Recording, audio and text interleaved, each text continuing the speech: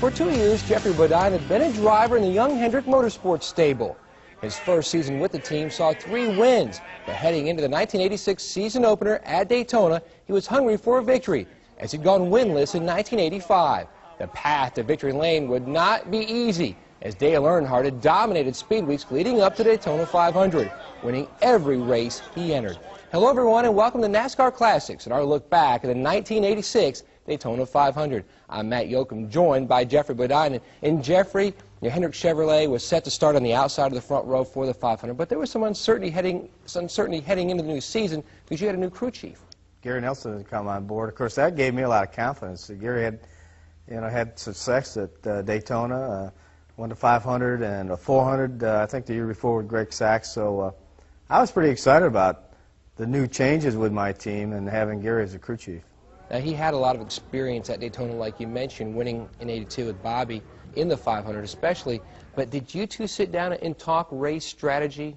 Oh, sure. You know, we talked, drivers and crew chief talk about a lot of things, strategy, setups, and all that. And Gary was really good with setups and strategy. And he had this kind of wild setup that he thought we could run there. And his strategy was stretch the fuel as far as possible and make as few pit stops as possible and change as few tires as possible. And, we did that in the 500. Now, it's no secret that you and Dale Earnhardt were at the height of your rivalry at that point.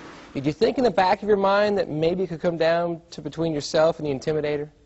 Yeah, through the scrapes we had prior to that year, I figured he'd be in the mix somewhere, and I was just hoping I was going to be in the mix somewhere. Come down to the win, and we knew we had a fast car down there, and he had a fast car, and yeah, we kind of thought it might be the two of us at the end of the race, and it turned out that way. So confidence-wise, you knew going into race morning you had a strong race car. Yeah, we knew it was fast. We were pretty excited about when whoever it was, I'm not sure who it was, said, "Gentlemen, start your engines." We thought we were going to have a good day. Bill Elliott and Jeffrey Bodine will lead the field to the green flag when we return on NASCAR Classics and our look back at the 1986 Daytona 500, so stay tuned.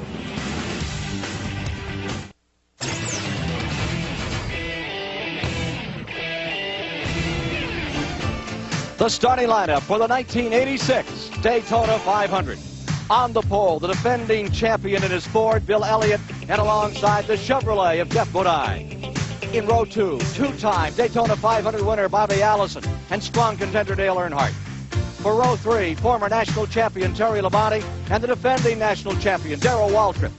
In row 4, it's Kyle Petty and Rusty Wallace. In row 5, Sterling Marlin and Dave Marcus. Row 6, the 7-time winner Richard Petty and the 4-time Daytona 500 winner Cale Yarborough.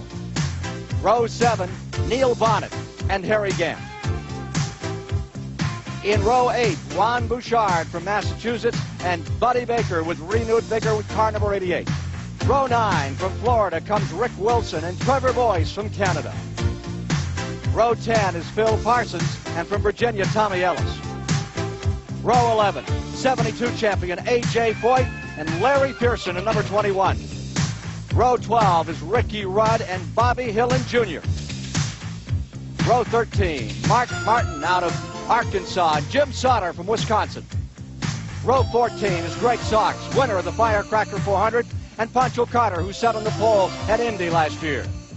Row 15 is Dick Trickle from Wisconsin and a former champion here, Benny Parsons.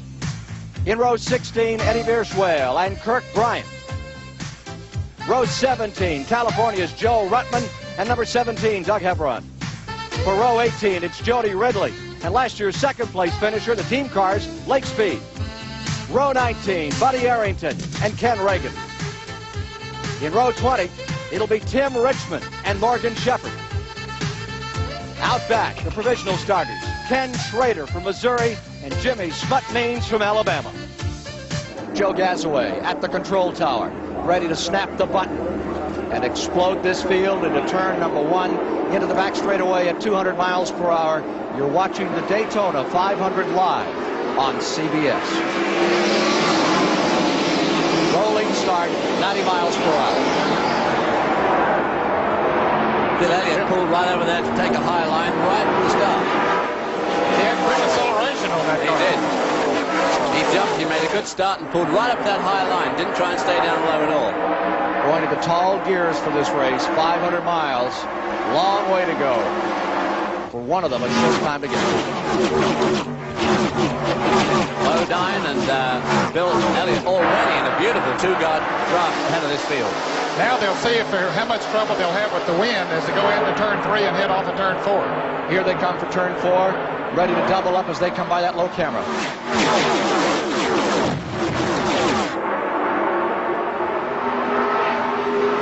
Everyone safely on their way, and it's a dead heat. Bodine and Elliott as they go back into turn number 1.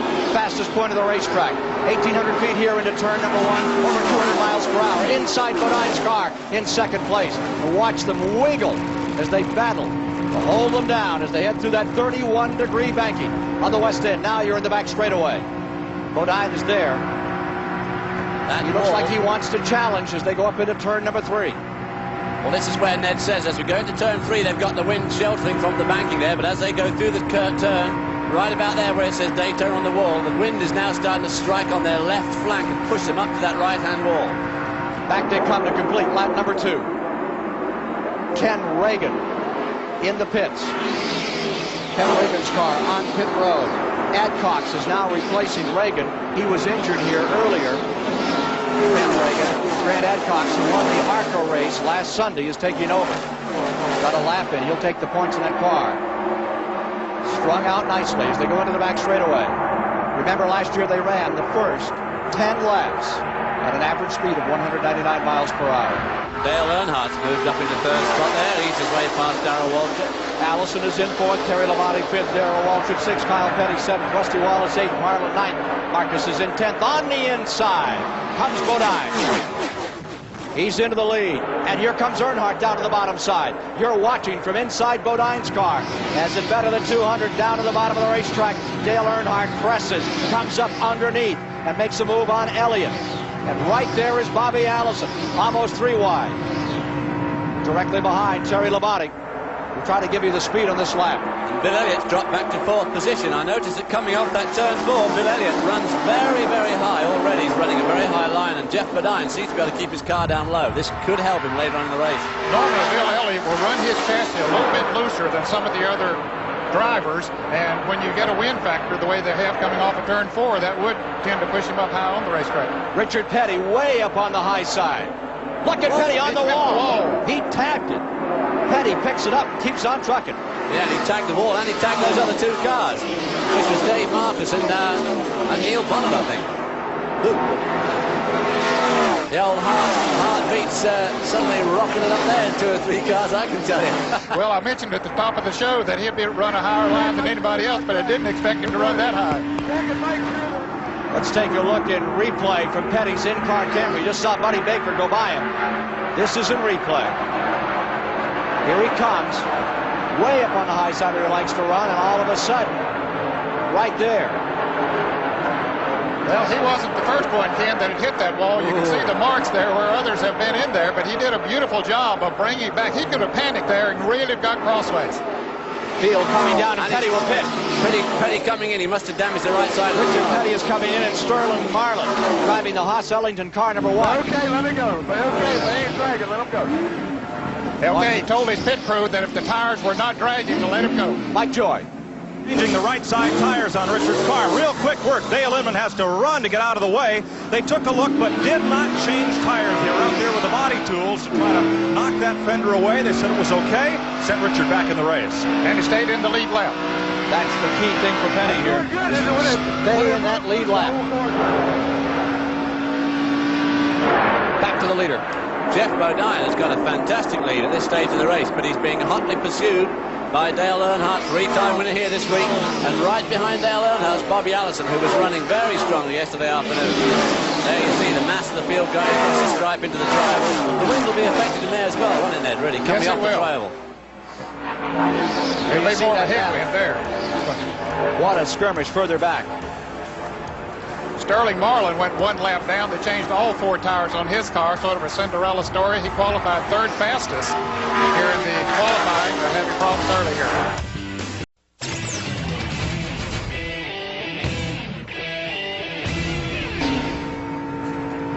Jeff Bodine pulls out just a little bit there as they go through turn 2, but you just watch old Dale Earnhardt. Look at that hood on Dale Earnhardt's car.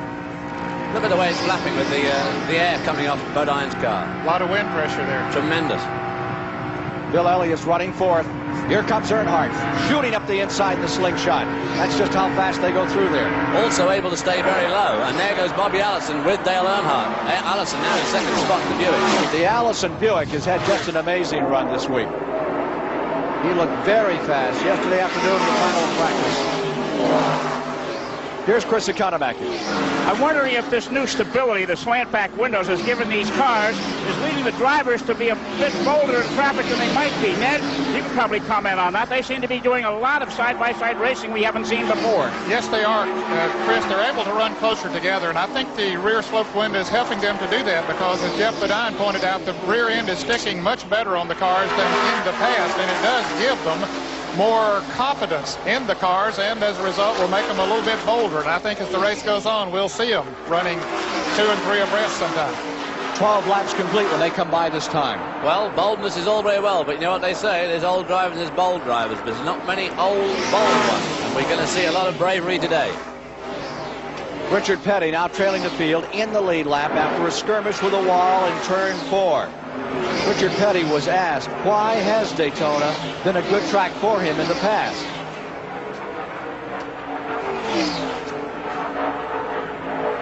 We'll get to that report in just a moment.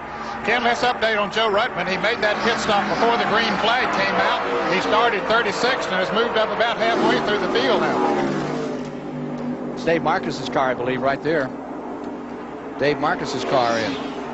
Lake Speed started in 36. He's now up to 14th. He's coming on. Reminiscent of the way he ran last year when he finished second. Bill Elliott started on the pole and he's now in 4th, and he's definitely dropping back. He's in the clutches of Terry Labonte, and they formed a nice 2-car draft, but they are dropping back from that leading trio.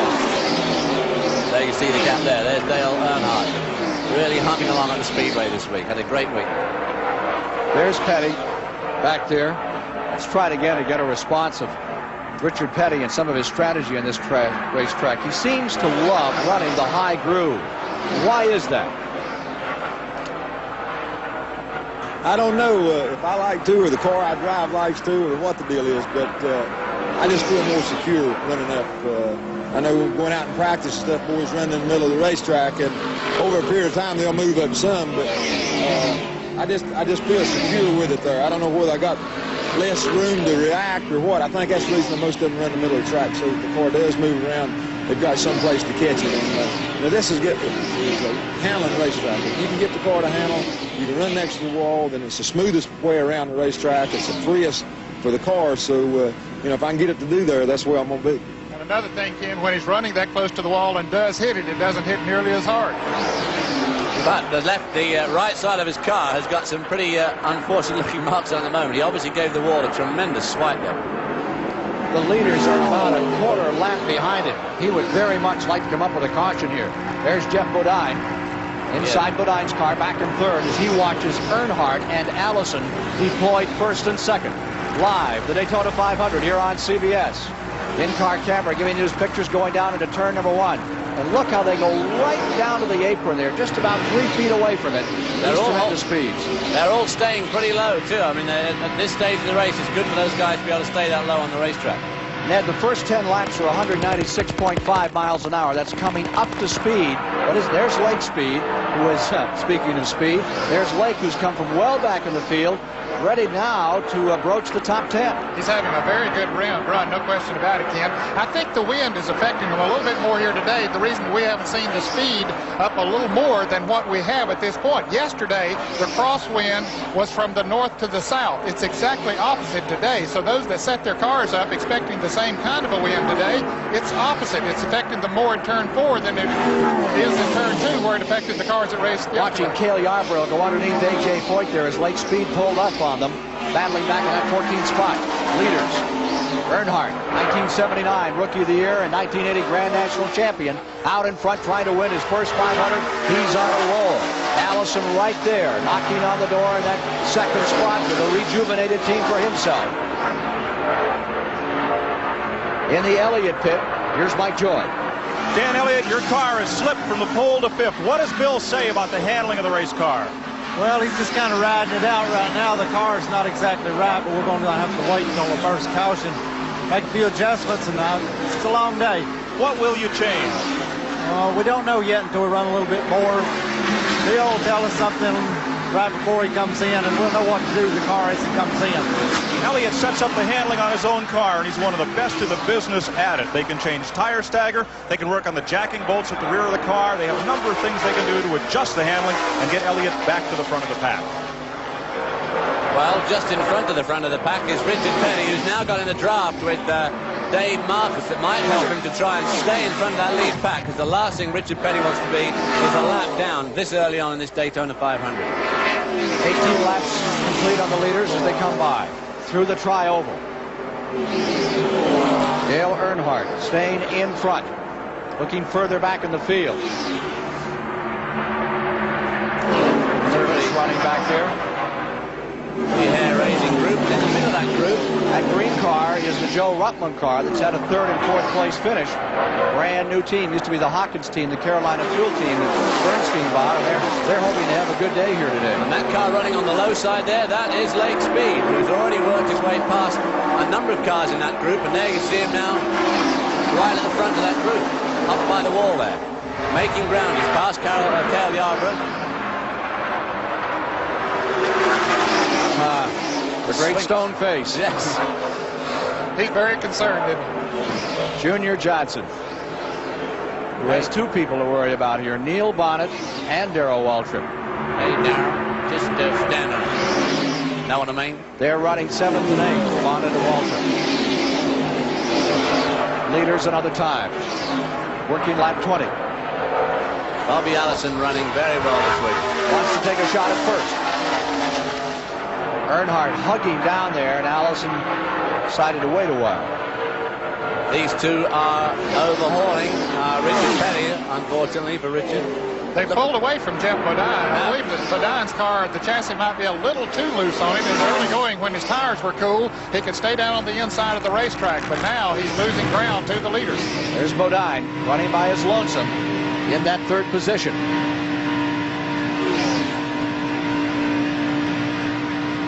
When you get out of the draft, I'll tell you, it really makes it tough to run the full speed.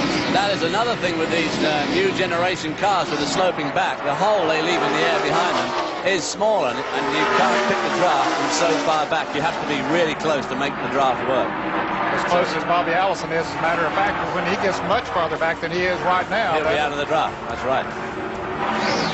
Field coming around to complete 21 laps this time as Earnhardt bears down, tries to draw away from Bobby Allison in the 2nd spot.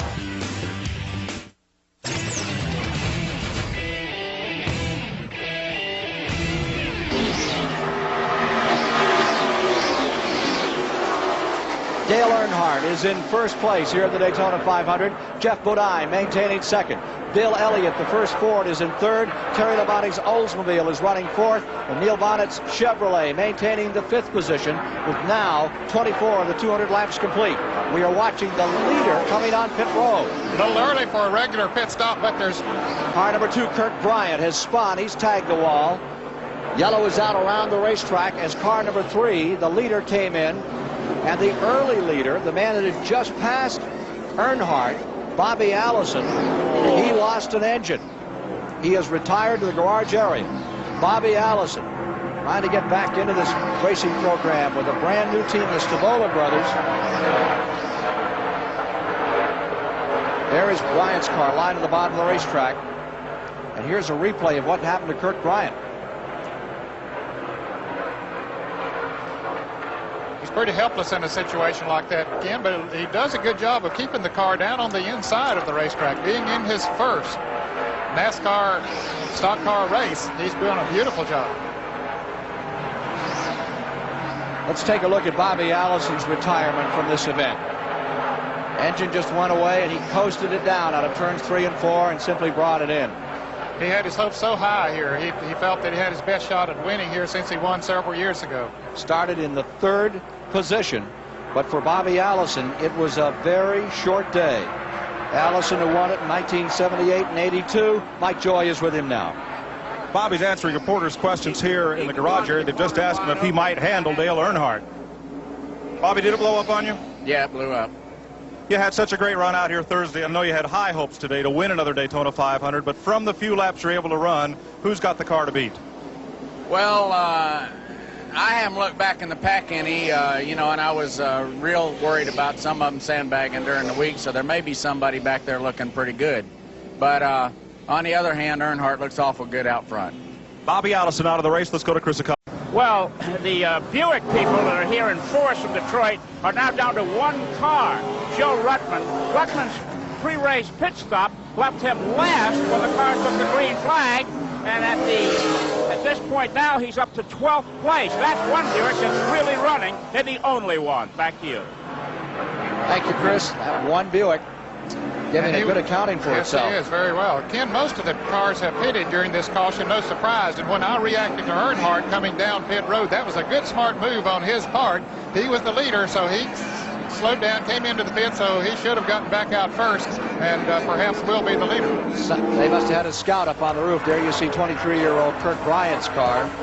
Started out in Baby Grands, advanced into ARCA and Sportsman Racing.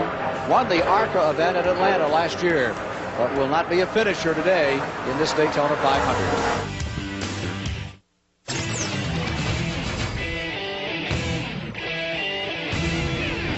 Richard Petty did not go a lap down. He was saved by that caution flag. He was just about to be overhauled. Less than 4 seconds from being lapped, and this caution did save him, so now he's back in the pack. And now you see him coming back on the track. He just came back in and took on 2 more tires on the left side. He may have found something he didn't like on a tire there for a moment.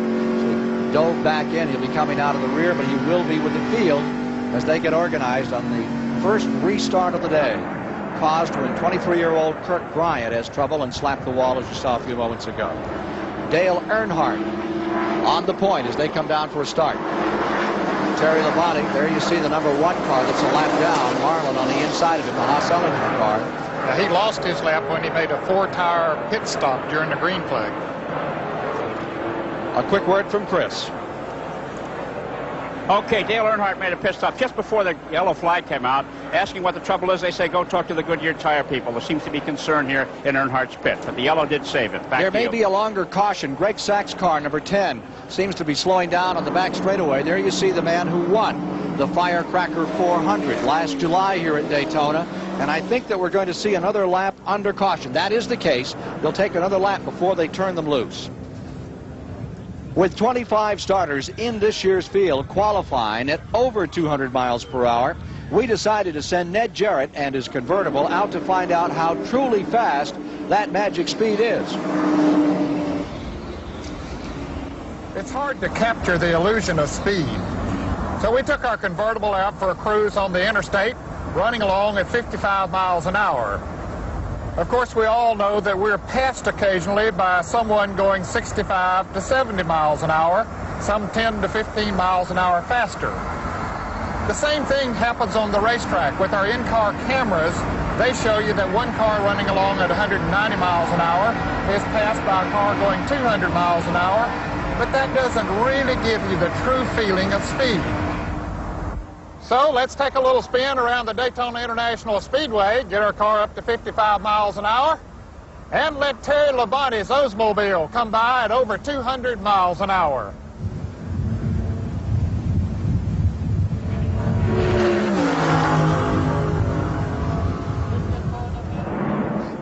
Beep, beep. Oh, my. I know what I want. I want to see a replay on that. Do we have another angle? Let's take a look at Ned Jarrett being overwhelmed. This wouldn't happen. And, you know, you were cheating, Jarrett. I think that's about 60 miles an hour. I was going over 60 miles an hour, but it looks like I'm stopped, and here he comes. Road hog. Say goodnight, man. Does that pull you over a little? It does. The wind coming off of the car. You know how a big truck will feel when it comes by you at about 70 and you're running along about 50 on the highway. Terry Labonte, the man who drew by the 2-time Grand National champion Ned Jarrett, sharing the booth with us, is now in 2nd place. Labonte in 2nd. Neil Bonnet, one of the Junior Johnson cars, up to 3rd. Bodine is in 4th. Elliott 5th. Waltrip deployed 6th. Wallace in 7th. Cale Yarborough 8th. Gant 9th. Kyle Petty 10th. Benny Parsons 11th. Rick Wilson coming 12th, Ricky Rudd 13th, Ron Bouchard 14th. As they settle down for the first restart in our live coverage of the 28th annual Great American Race. I'm sure there was a lot of changes made to some of these chassis setups in the cars during that block of pit stops. Obviously, Bill Elliott would have tried to cure his problems, as well, in fact, Terry Labonte, who's now lying in second spot, but he was being left by the two leaders. There's Bodine looking things over. See Sterling Marlin trying to get his lap back, and there goes Bonnet, making it 3 wide in the back straightaway. 3 wide up in front. Bodine goes down to the bottom side. He pulls up and goes by Bonnet, and he goes for the lead. All the way up on the wall, you see Dale Earnhardt. Bodine goes into second place as they come around through turn 3 and 4. That gives you a very graphic description of just how good the draft from Sterling Marlin's car, and then also from Labonte's car, how it just absolutely pulled Jeff Bodine past those two vehicles and nearly got him past Dale Earnhardt. Bonnet's in third. Marcus is up in the 4th position. Is Marcus a lap down?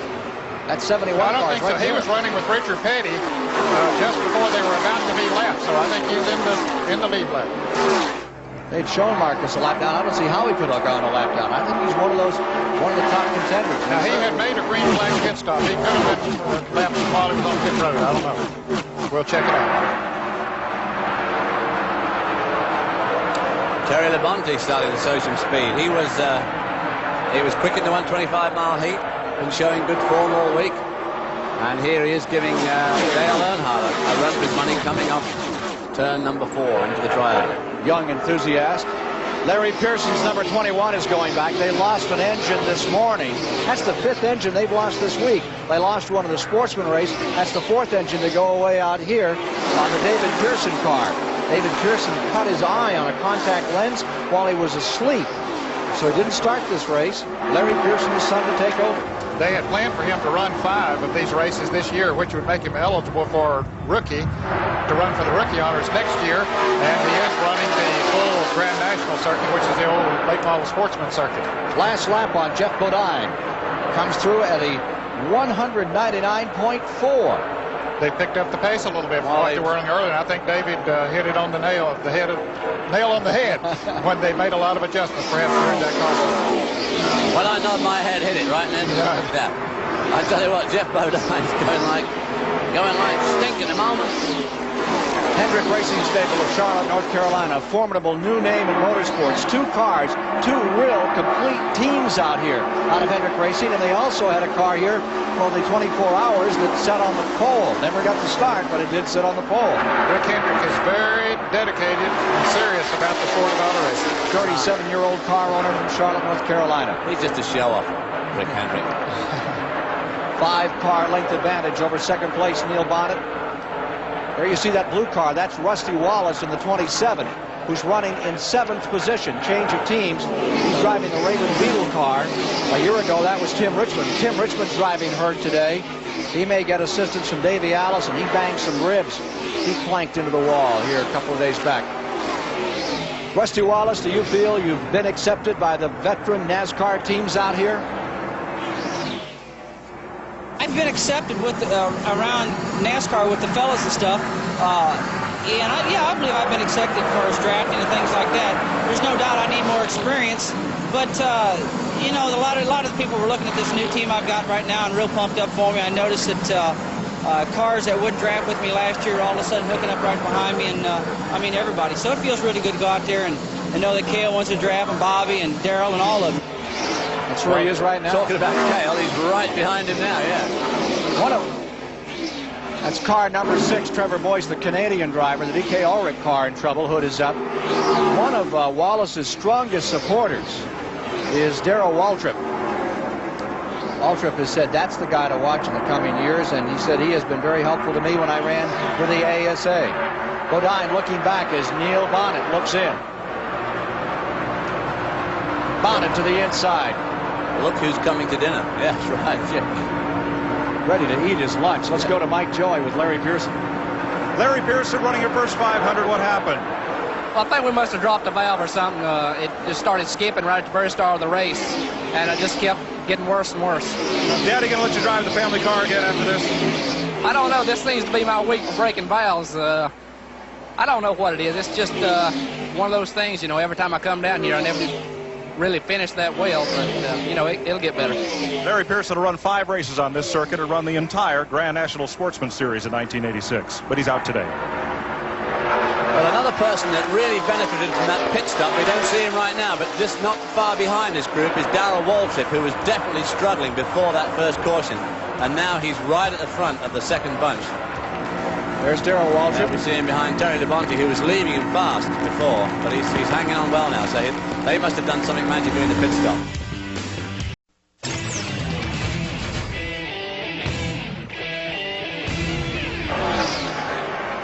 The top 5 through 100 miles. Jeff Bodine was leading. Neil Bonnet was then in second. Dale Earnhardt in third. Terry Labonte was in fourth. And Bill Elliott is in fifth. We're now 44 laps deep into the event, and the situation has changed somewhat out here. Neil Bonnet is now taken over in first. Dale Earnhardt is running in second. Bodine is in third position. Maintaining the fourth spot. For the moment, give it to Cale Yarborough, but he's in a real scramble with Terry Labonte in fifth. Rusty Wallace maintains sixth, and moments ago, Darrell Waltrip had himself a problem out here.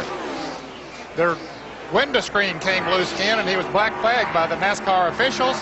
He had to come into the pits to get that put back up. They, of course, filled it up with gasoline. He was in for about 10 seconds. Well, of course, this is part of the safety crew here. They noticed his net was down, and back in 1960, Herman Beam was black flagged here because he was driving the race with no crash hat. He forgot to put his crash hat on. It took 8 laps before some smart official said, "Hey, that boy out there's got no crash hat on. Better bring him in." You remember Herman, Ned? Oh, very well. Yes, he was a real institution in the sport. and translated, that means helmet. Dave Marcus a lap down. Sounds like one of the good old boys. Neil Bonnet showing some strength now. Isn't he, though? He's running real good. Those front 3 have really split up. Dale Earnhardt, who's flashed by both Bonnet and Bodine going into turn 3 about 2 or 3 laps back, is now trailing some, 200 or 300 feet behind Jeff Bodine. I expect when he got her sideways up there, David, and heated those tires up, that's definitely affecting the handling of the car. And the more he does it, the worse it'll get. Yep. Record for this race, 177 miles per hour by Buddy Baker. And right now they're averaging 169 miles per hour. Here's Mike.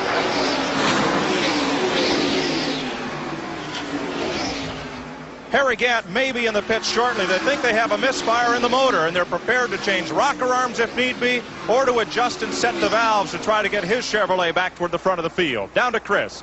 I'm at Darrell Waltrip's pit. The reason the safety netting came off the car, the great wind blowing today and the high speeds of the turbulence, they stretched that netting as tight as possible so it wouldn't vibrate, and it snapped off. It cost him 8.92 seconds in the pits to put it back. And he's about to go a lap down, Chris. You see Neil Bonnet coming up on him. You can see him in the picture there.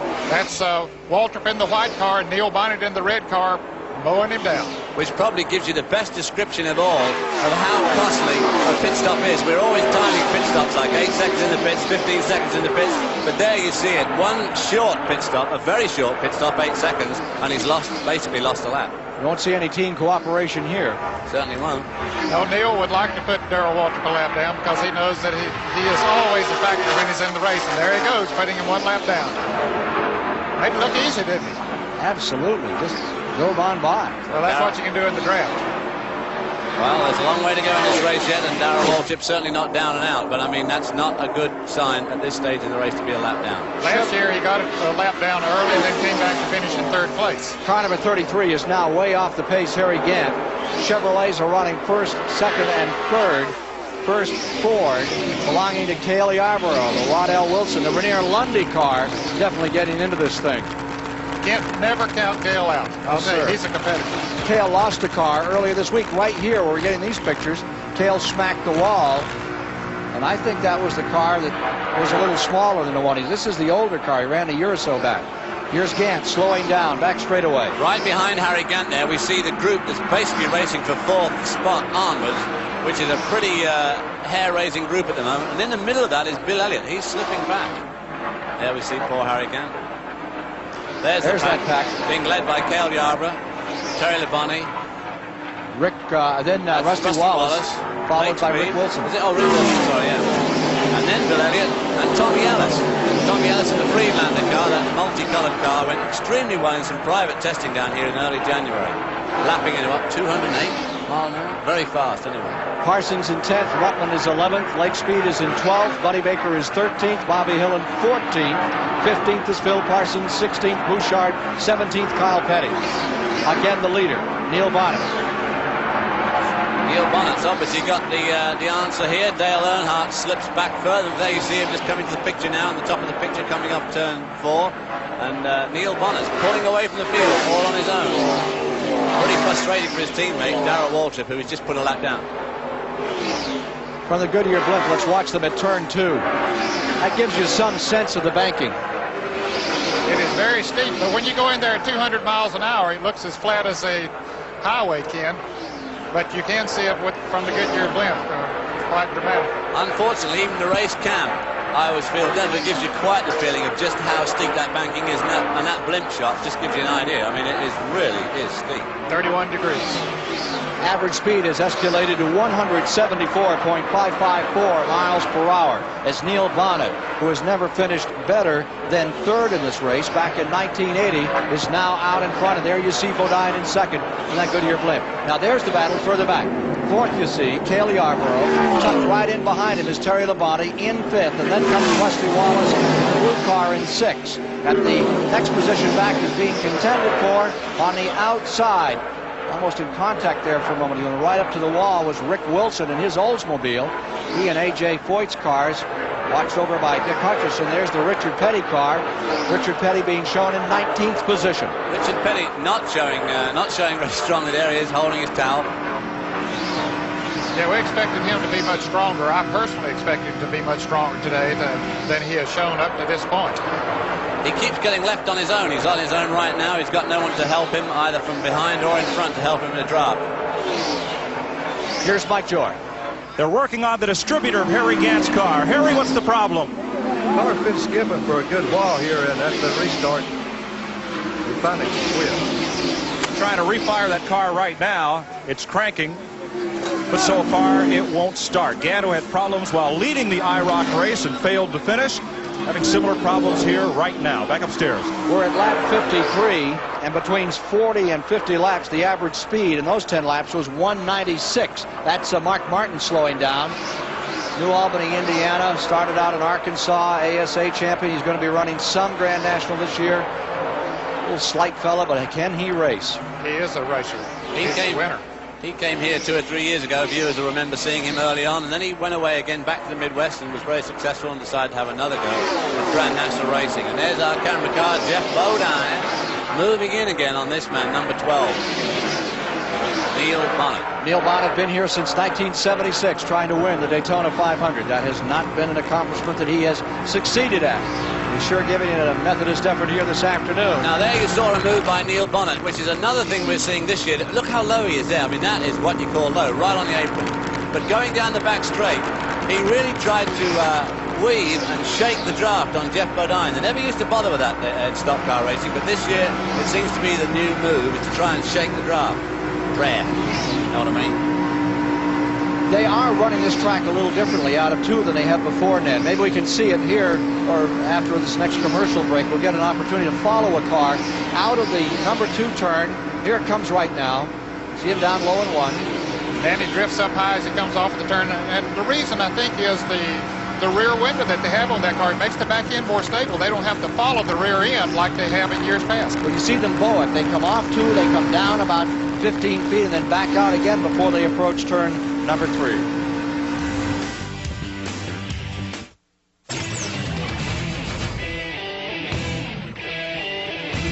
The 3rd place runner, Dale Earnhardt, here in the 59th lap, has just pitted. This is a little earlier than we thought he should be coming in, although he's gone about 90 miles since his last pit stop, taking on bright side tires, cleaning the grill, filling up with gas, and away, good pit stop. 13 and 9/10 seconds. Let's see if he stays in the lead lap. Here comes Neil Bonnet off of turn 4, so Earnhardt, he's going to have to hurry to get his speed up, or he'll go a lap down. Earnhardt down into turn number 1. And they didn't change his car at all. That tire smoke, they changed the right side tires, which are the ones that were taking the beating, but they didn't change any setup on the car. I guess they'll wait for a caution. Two leaders, He Neil seems to Bonnet. be picking up speed pretty slowly to me. Neil Bonnet in the 12 and the number 5 of Bodine running that first and second position. This moves into third. The 4 to Cale Yarborough. Terry Labonte will move into fourth. Here's Mike Joy and Harry Gant's pits. They've replaced the ignition amplifier and some of the wiring between the motor and the ignition modules on the dashboard. Travis Carter's been setting the timing on the distributor by ear. Gant has no chance virtually of winning this race, but he must get out there and try to pile up NASCAR driving points for the national championship. Back to Chris Economaki. Okay, these crew chiefs say they haven't put a wrench on their car yet. One of the reasons may be that the slant back makes the adjusting bolt very inaccessible. Here's the wrench they used last year to adjust the weight, and this is the wrench they have to use this year because they can't reach those adjusting bolts. And when they put this big wrench on it, they don't have the leverage to turn it. It's a difficult adjustment. Back to you, Ken. Thank you, Chris. There's Harry Gant coming back on the racetrack, looking for his first top 5 finish in the Daytona 500. Best effort in '84 when he finished 6th in that 6-car blanket finish. Ricky Rudd, number 15 on pit road. Green flag pit stops will be coming up here now, Ken. As Ricky Rudd, the first time we've seen him today, expected to be one of the front runners in this race. Of course, he's not out of it yet, but others will be coming in very shortly. There are the leaders, Buddy Arrington right behind them. A Junior Johnson car out in front, number 12. Johnson has won this race as a team owner on 2 occasions. Leroy Yarborough and with Lotsback. Raced back in '69, and of course he won it again with Cale. Yes. And then he won it himself. And his cars always run very strong. Well, they run strong everywhere for that matter. We're doing a brisk business in bears back here today. Bears are the in thing at the Daytona Speedway this year. Running like a bear, I suppose you could say. You see Jim Sauter on pit lane being passed by Pancho Carter. In fact, he missed his pits, David. He tried to get slowed down. Jim, the car number 89, Jim Sauter, he did not get stopped for the pits. He has to go all the way around and come back again. Well, there you see Richard Petty, and that car is loose. It's been all over the racetrack. I think that thump he gave it earlier has abused the suspension on car number 43. Could be. Others making pit stops now. Rusty Wallace is in, so is Joe Ruttman, Buddy Baker. These are scheduled pit stops. Richard Petty is running in 15 in the lead lap. He's still in the hunt, but that car's using up a lot of racetrack. It's not handling as well as he expected. Oh, there he is up on the wall now. Definitely not handling as well as Richard Petty has snarled the wall. You can hear that car striving to stay alive. And the caution is out for Petty. Richard Petty he slamming hit that the wall. wall pretty good. Yeah. He brushed it up here in 4.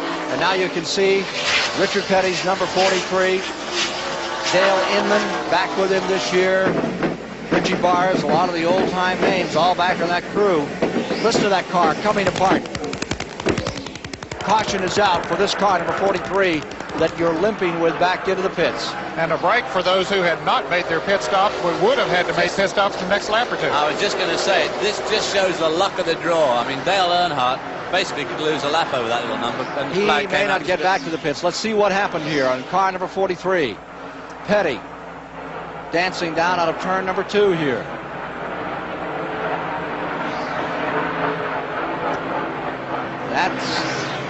He took a terrible hit. He did. Yeah. You see how far his head came over when he hit the wall. Something seems like it must have gone wrong because he was going fine and just suddenly moved up there. Came off the wall and hit a second time. You know, even though you have those shoulder harnesses on and you are part of that car, you can see how much strain there is on the body when you slam the wall. It'll take you to the other side of the race car. Okay, here's another angle. Oh, yeah, something broke. You see the smoke first. Yeah, he went straight to the wall. Yeah. Ken, I remember one time back in the early 60s, I guess it was racing on a half-a-mile track at Asheville, North Carolina. Petty blew a tire and went straight into the wall and bursted the windshield over next to the right corner post. That's how far he stretched, but that was before the days of the shoulder harness. But boy, you can stretch a long way when you hit a lick like that. Yeah. Richard Petty. I would say that the first lick he had up here at turn 4 is probably broke something because it looked like it turned absolutely sharp right really quickly. It wasn't a mistake on his part, I'm sure. It very well have happened. Bill Elliott in the pits down there. They're making a chassis adjustment on his car that reached inside.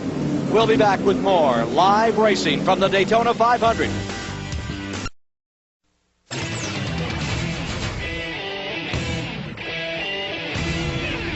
Here's Mike Joy.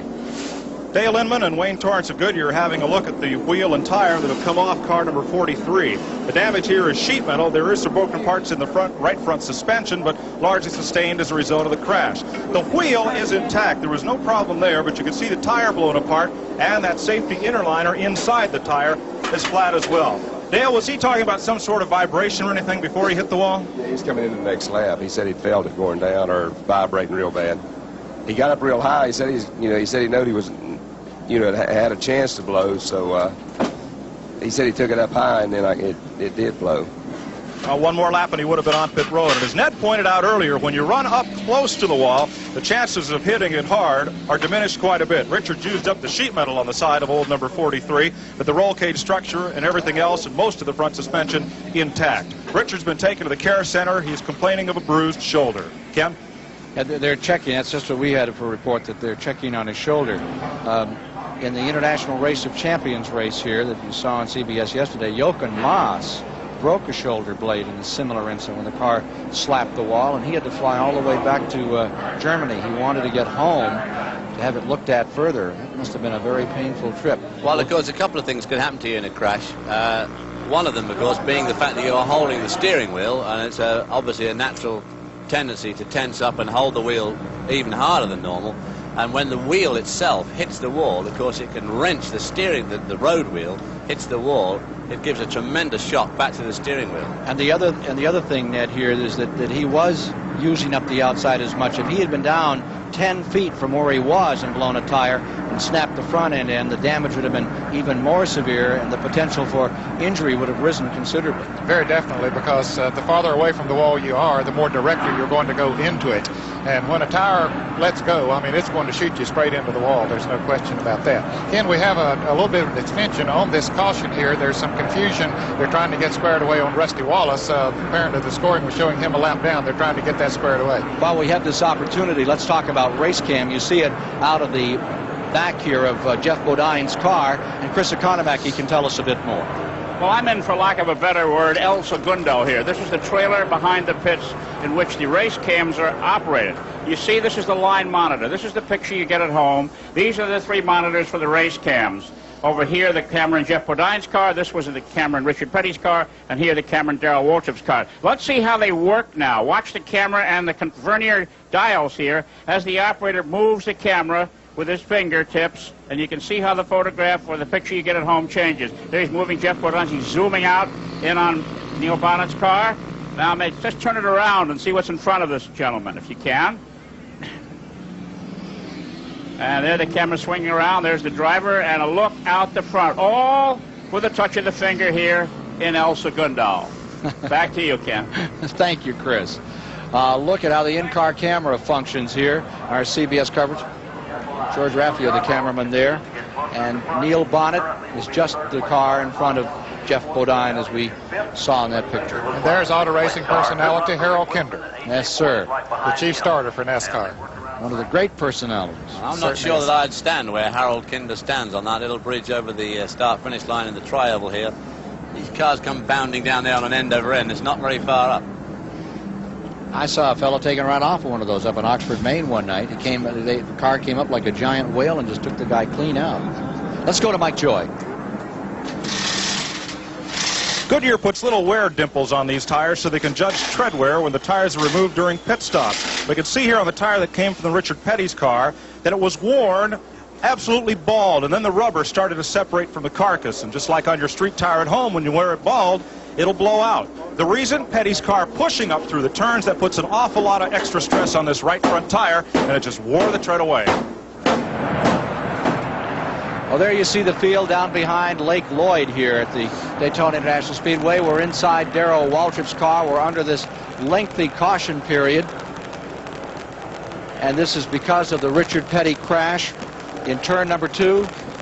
We understand we can get a word with Darrell Waltrip at this time if we care to. We've checked with his crew chief, Jeff Hammond. Darrell, how is this race going for you today? Ken, it was going great. Sitting about where I thought I needed to be until the window net came out. And I had to go into the pit, get the window net put back in, and now I'm a lap down. I've just got my work cut out for me here to try to get a lap back some way, somehow, sometime before this race gets over. What's the tire wear like today? Richard Petty apparently blew a tire. We're not sure if he ran over something or what happened, but he smacked the wall up there in two. Ken, it appears that all the cars are real tight. In other words, they're pushing the front tires. That could be part of the problem. My car is real tight, and I've had to move up high on the racetrack to find a place to run now. Darrell, is the rear window the reason, the sloped rear window, the reason the cars are tighter this year than before? 10-4, Ned. It's the design. It's doing what it's supposed to do, but we're just not used to it yet. We'll get it worked out later on, though. It will take a little time to get it worked out, but as he says, they certainly will. Now, Ken, we mentioned a moment ago that this caution was extended. They have sent Rusty Wallace around to get him back the lap that apparently, for some reason, had been taken away in the scoring stand, so we should resume racing here before long. Ken, we were talking about personalities in auto racing just a moment ago when we had the cameras on Harold Kinder. We lost a great personality in the sport of auto racing last night when Ray Melton of Norfolk, Virginia passed away, and most fans all over the country will know of Ray Melton and his voice around the speedways, and certainly our condolences to Lottie and the rest of his family. No one could say, gentlemen, start your engines quite like Ray Melton. No one could. Yeah, he went all the way back to the early days of the thrill shows with Jimmy Lynch and the Death Dodgers and Lucky Teeter, and just a really nice man who really loved this sport and loved to say, gentlemen, start your engine. Well, he would have been at Richmond, Virginia next week for the first short track race of the season, but unfortunately he won't be with us. 73 laps are now complete.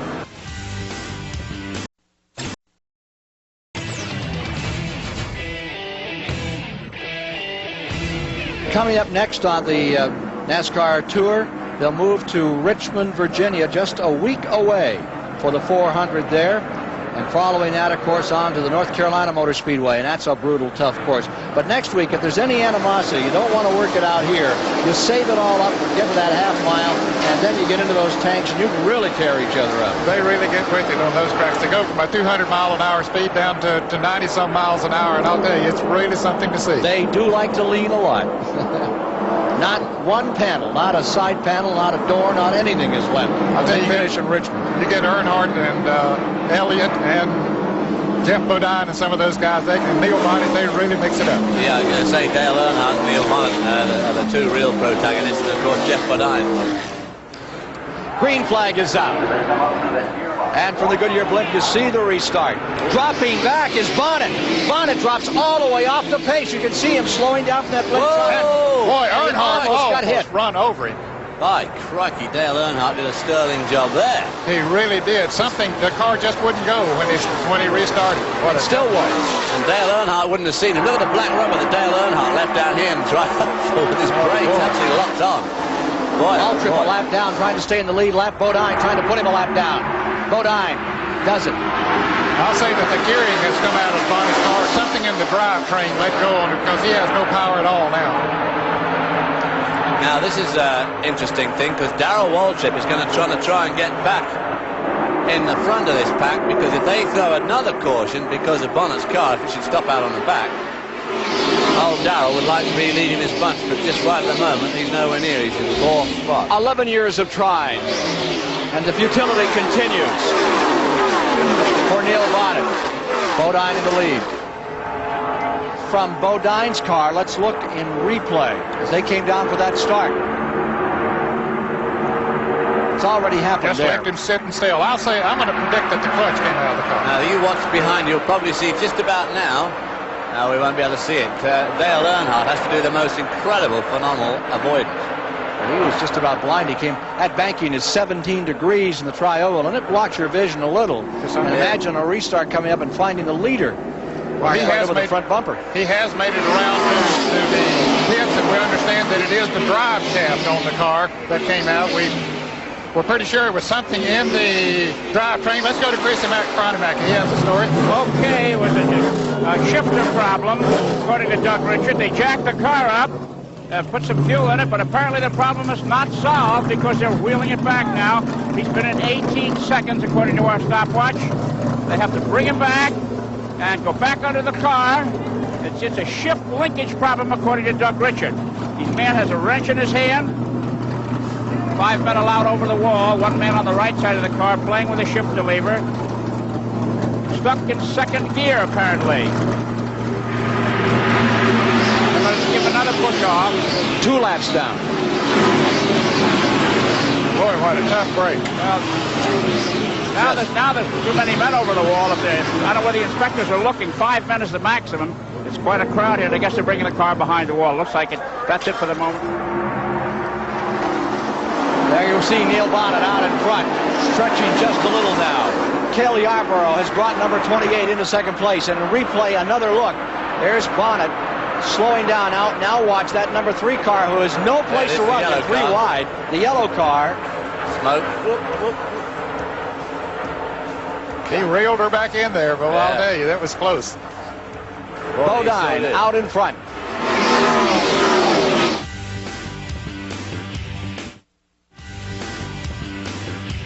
Welcome back to NASCAR Classics, the 1986 Daytona 500. I'm Matt Yoakum, along with Jeffrey Bodine.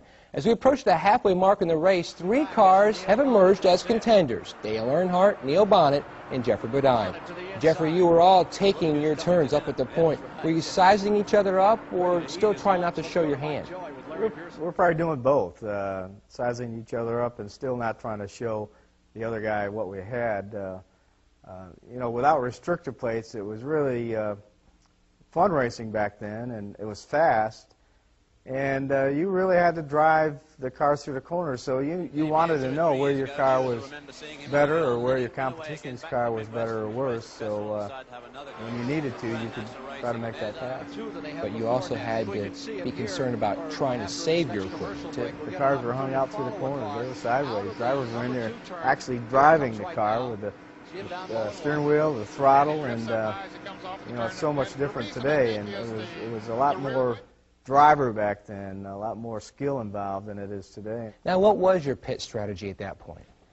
You know, go as far as we could with fuel and stop when we thought we had enough fuel to go from there to the end of the race. And drivers always like to have 4 new Goodyear tires on their car when they make after they make a pit stop. But I didn't know what was going to happen there. I didn't know how Gary was really going to play that, so I was trying to save tires and still go fast. Let's return to the classic action here on NASCAR Classics.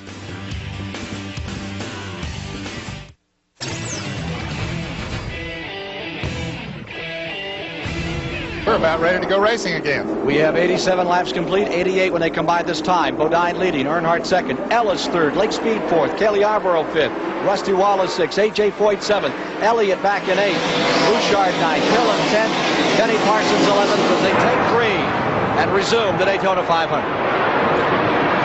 Jeff Bodine goes right back out front. He's strong, Ken, not only on the restarts, but afterwards, too.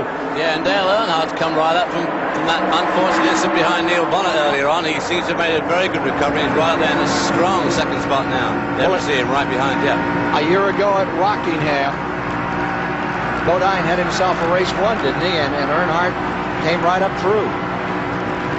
They've had some very good battles in a number of the races. At Pocono, Pennsylvania last year, he just devastated the field, but Bill Elliott was the one that came through and won that one at the end. So they've been so close so many times. It was a sportsman race. They leaned on each other a few times. Definitely. They leaned on each other here yesterday. That green car, that's the Rutland car, and that is a lap down. In fact, there's a couple of lap cars, and I think Rick Wilson's in there too. Third place is number 18, Tommy Ellis. Back in 1981, Jeff Bodine had a nasty spin coming off the 4th turn here and crossed the infield and ran into a TV station wagon. But after some repairs, he returned and finished 22nd in the TV wagon.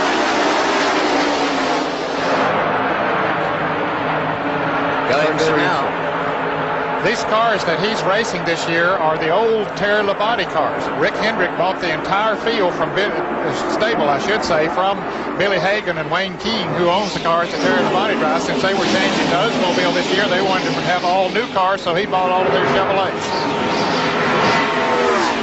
Here's Mike Joy in Carl Petty's pit. Ned, they did buy all those cars, but the car that Bodine is racing today is one of his cars from last year. Leonard Wood, crew chief and co-owner of Kyle Petty's Ford. What was the damage to that car in the crash up there? Well, the biggest thing is knocked a large dent in the right rear fender and rubbing the tire, and we was able to pull that off. I think that part's all right. And probably bent to the front spoiler a little bit when he run off the bank, and those cars spun out in front of him. When he backed off, the guy bumped him in the back and spun him out. Losing that front spoiler, what'll that do to the handling? Well, sometimes it don't affect it too much, but we'll just have to wait and see about that. It didn't look like it damaged it too much. Kyle Petty's working his way back up through the pack. Let's go to Chris. My friends in the truck say that this good-looking lady reminds them of Chicago Bears quarterback Jim McMahon. Actually, it's Kathy Bodine, the wife of the man leading the race. Kathy, what are you doing up here? Well, Chris, I'm keeping laps the best I can. Okay, let me ask you something. Who is Jeff concerned mostly about right now? Well, there's still a long ways to go in this race, and several cars are running pretty darn good. I'm not going to counter Art out. He's having one heck of a week, and I think he's about the one to contend with. But Elliott's still sitting back there just waiting. Okay, wife of Jeff Bodine, number 5 out in front. Back to you. Moving toward halfway, 93 laps complete, next time by, 7 to the halfway juncture. Bodine, you see his advantage here. Pretty good one. Here's another car coming in trouble, and that's Schrader. That's one of the Fords. That's the Junie Donlevy team. That's the first time I've ever seen a Donlevy car that wasn't blue and white. Yes, it is. They have a new sponsor this year on the car, but they've had a tough week down here at Daytona. Things just haven't gone well. That's the second time we've seen it blow all the smoke out the exhaust pipe. He did it on the first lap of the 125-mile qualifying heat. He only got in this race because of his qualifying time. You drove for him one time, didn't you? I drove Junie's car at Michigan in 1976. And here is Jeff Bodine showing the caution is out. As Bodine comes into the pits, the caution is out once again. Leaders are all in. Leaders are all coming in. Apparently he laid down enough oil on the track. The number 90's demanding a caution. Here's Chris Economac.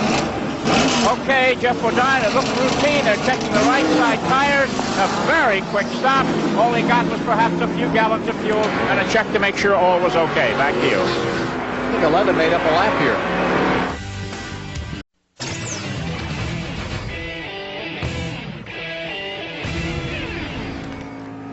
Darrell Waltrip came out here with one glove on, one glove off, and you see a tie wrap in his mouth there as he's doing some more work on that car. They're trying to make sure that what happened before doesn't happen again to him and get him a lap down. He's made up a lap. Yes, we think that he's made his lap up. We're checking that, but we're sure that he has, and he's going to work on that thing once he gets caught up to the field. Now he's coming back down pit road, so he's going to let them do the work on it. He almost caught up to the field, so he said maybe it'll be a little bit safer if I let them tie this thing rather than me. Safety screen fell out, cost him a lap. He's now back in the lead lap. Never has won this 500. 3-time and defending national champion. Made over $1 million last year. Just incredible, Ned. He's telling him to hook it in here. He knows where he wants that thing tied, so it'll stay fixed. A little help from his friends. Yeah. Get them hands out of the way. This is well, folks, you're seeing it right as it's happening, and you're hearing the conversation. Not much conversation, but enough. He gets done what he wants done. Sort of thing that drive a driver mad with frustration, this sort of thing, you know. Oh, yes. Just, God, I mean, just... The field is up in turn number 3. He does not want to go down. He's going off there with the mechanic still working on the car, and he's rolling it down the pit road because he doesn't want to go down that lap again. He's been into somebody. You can see that tire mark on the right side of his car. So he's had some close running out there. Through the gears. Darrell Waltrip's back.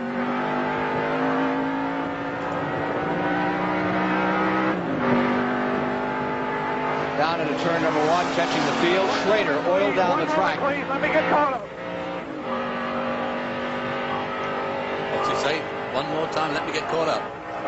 He said one moment, please. I'm not sure, but what we may get in a green.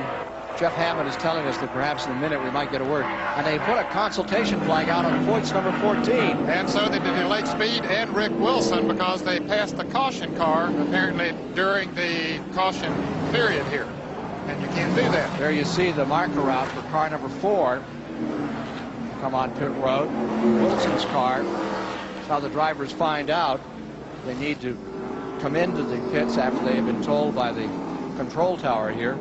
Bill Gasaway and company. And each of those cars have a NASCAR official standing in front of them to hold them up for whatever the penalty is. Rick Wilson is also on pit road. He was one of those that the penalty is being invoked right now. And look at AJ getting a little edgy with the official there. Growls at him a little. AJ, with new colors on his car this year. Normally they're orange. Well, it is. It's void orange. Still orange, but a lot of black on it, or more black than usual. NASCAR official could be black and blue. Could be run over if they're not careful. Right. Could be flat. Here's Mike Joy. Ken Schrader brought out this caution. The NASCAR Rookie of the Year didn't quite qualify for this race. Had to use a professional spot to get in to impress a brand new sponsor. And here you sit. It looked from the replay like you really blew it up big time. Well, we don't know exactly what happened to it for sure. You're right about having a long week. We've struggled all week, and we had our Red Baron Pizza Thunder people down here. You know, we wanted to make a good impression for them, but we were in, and we were halfway through this thing, and we were still on the lead lap, and we were holding on. So we'll load up and go to Richmond next week. For a guy who's used to winning 40 or 50 races a year on the sprint car trail, it's got to be a heartbreaker. It's just part of the deal. You kind of learn that real quick. You know, when you win one, it sure makes up for it. Let's go to Chris Economaki. All right, we're down here in A.J. Foyt's pit, and everybody is on tender hooks here, waiting for the signal to move out.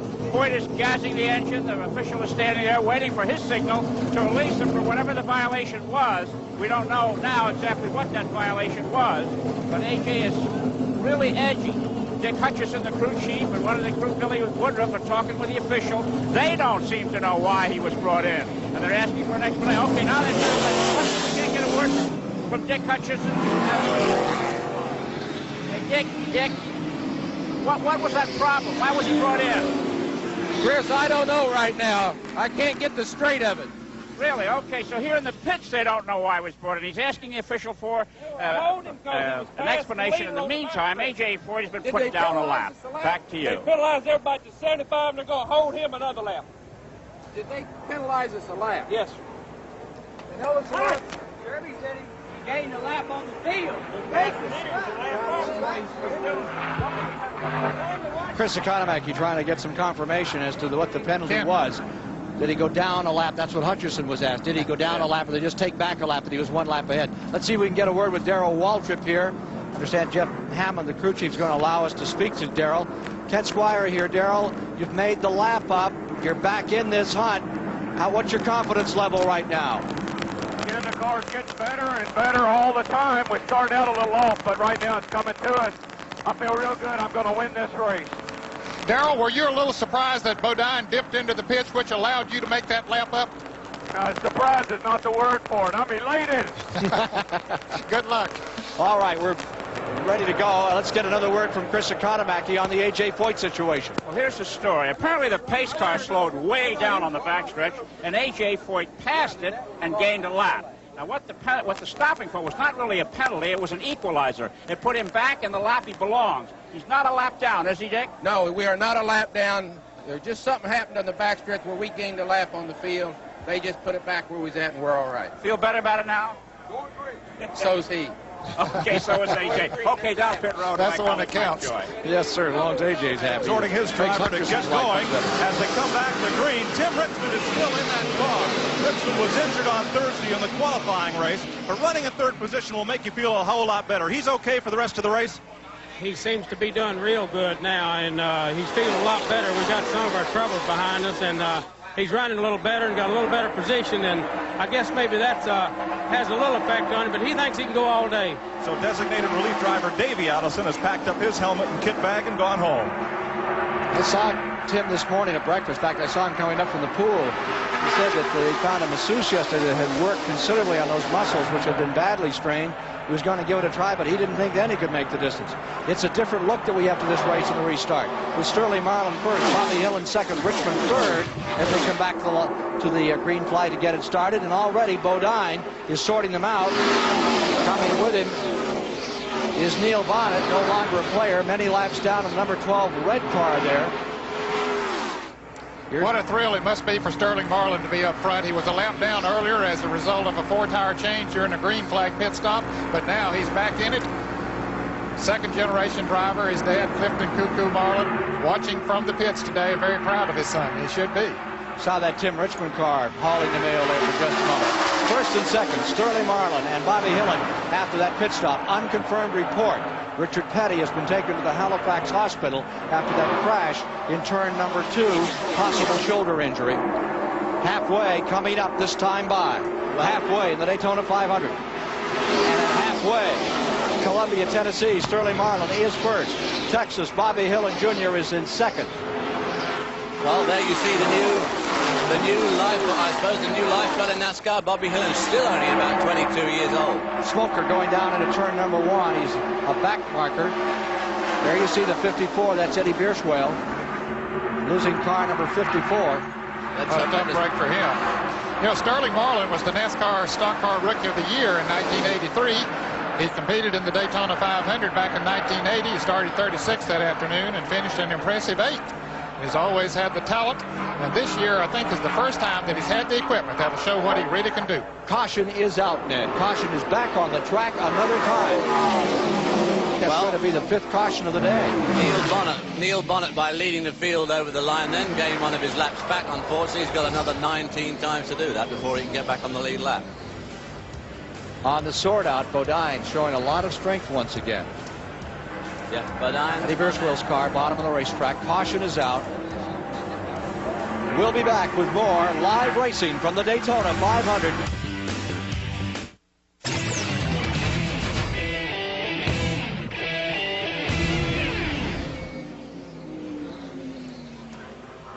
We're back with you, and there you see the standings at 250 miles. We're 3 laps past that 250-mile mark.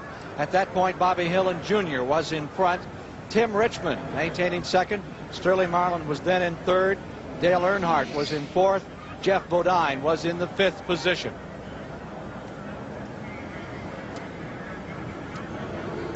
That has changed a little now as a result of some pit stops during this caution period, and Tim Richmond has moved to the front of the pack. We have a story here that NASCAR is insisting that Foyt, Wilson, and Speed are a lap down. Bill Gasway was heard to say all were penalized for their rules infraction. Oh. So maybe Chris Economaki wants to go back over and talk to Dick Hutcherson now. Let's take a look at the race summary thus far. We're up to 257 miles complete. 8 different guys have had a crack at first place, and they've swapped that lead 17 times. And the average speed is way down with 6 cautions, and they are still bringing up the caution laps, David. Yes, it's rather knocked our average speed on the head, and here we'll see at 103 laps the current state of the scoreboard. Tim Richmond leads. Ron Bouchard is second, come up well. Cale Yarborough's third. Bill Elliott's fourth, still right in the hunt there. Tom Yellis is fifth, doing very, very well indeed. Getting set for perhaps one more lap? One lap, I guess, yeah. One more lap before they cut them loose.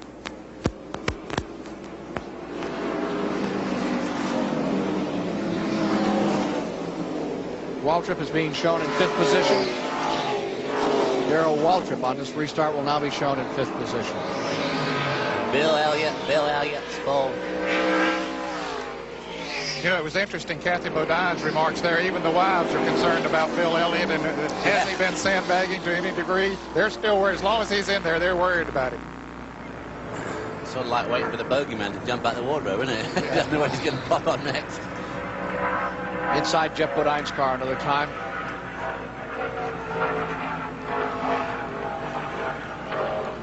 Upcoming races on CBS will be with you at Michigan.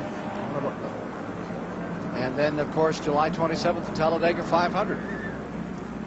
June 15th race at Michigan. That's always a good race. 400 miles on that 2-mile track. Jeff Bodine starts this race in 14th. You're riding with him right now in the 14th position. As we prepare for resumption of this event, out in front is Tim Richmond, and perched right on his rear bumper is Ron Bouchard. Roosting there in 3rd is Cale Yarborough. Bill Elliott in 4th. So you've got 2 GM cars, 1 and 2. Ford's running 3 and 4. Coming down for a start. On the break. Notice that Wilson is down on the inside, being shown as a lap down, and AJ is there with him. They'll try to work together to get their lap back. Madder than heck, too. Yes, a couple of Oldsmobiles. Somebody getting really low to the apron there. That is Bill Elliott. Those smiles have turned to frowns, I would presume, in that car number 14 area. That was number 12, Neil Bonnet, who's still 19 laps down, but I'm still trying to make him up. Rick Wilson doing a good job trying to pass Tim Richmond to get his lap back, just in case a caution comes out and he moves out in front of him. See what AJ will do. There's AJ back in front. Meanwhile, tremendous assault by Bodine again as he tries to move back into this thing. There's Bodine as he skirmishes in the back of this group, pulls up behind Terry Labonte in that Oldsmobile, moves up on Hillen. All of those cars made pit stops during this caution, so they got a long way to go. Down to the inside goes Bodine. Gets under 2. Looks up here, and you're riding with Jeff Bodine as he goes under Jody Ridley and continues his assault. That's Ricky Rudd up on the outside now. His car is really working nicely on the inside. Very, very good indeed. He seems to be able to put it where he wants to on the track. Gives you a sense of speed. Of power. Goes for Wallace. Boxed in just a bit. Sterling Marlin directly in front. Gets underneath. Rusty Wallace. Comes up on Kyle Petty. Goes underneath Kyle Petty. He's just passing everybody at will. Dramatic pictures from Bodine's car as he unlimbers this Hendrick number 5 that goes looking for the leaders. He's in behind Sterling Marlin. Sterling Marlin car, just in front of Sterling Marlin, Darrell Waltrip, who of course is still in the lead lap. Morgan Shepherd with just black flag for a stop-and-go penalty. He jumped the flag on the restart. He's sitting down at the end of pit road, but now I believe his car is stalled over there. Bodine moving underneath the number 1. As they come into the trial here. Wind actually died down a bit, Ned. I don't think it's quite as troublesome as it was. And it's changed direction slightly. Has to make the drivers feel a lot better. That wind not whipping around. Staying right here with Bodine as he works on car number 1. This is where he scores. Look at the way he just drives by these guys. He made no ground up in the Here's draft. Sterling Marlin to the outside. And he just seems to be able to drive underneath these guys. Now he's going to get a bit of a draft off Darrell there. And in front of Darrell is that Benny Parsons just moving around there, that black-looking car. Yeah, now Waltrip dips down to the inside here as they go into the turn. And the caution is waving now once again. Where is AJ and Rick Wilson? Are they still out front? Rick Wilson is. Wilson is indeed. No, he's not. Yes, he is. What? Or do they count Neil Bonnet as being in front? Bonnet gets another lap back. Well, I think about 18. Bonnet get a lap back or Rick Wilson? No, Bonnet and Rick Wilson come right back. That'll put Rick Wilson back in running order for this race. There's the reason sitting down there on the end of pit road. That's Morgan Shepherd, I believe, who had been black flagged, and apparently something went wrong with his car. When on the restart, he could not get out of the pits after the stop-and-go penalty. That, of course, is not Morgan Shepherd's proper car. He wrote his proper race car up yesterday afternoon. Right. This is a car that he rented late yesterday. Randy LaJoie's car. He crashed Morgan pretty hard down here in turn number 1. Spun 3 times and right into the outside wall.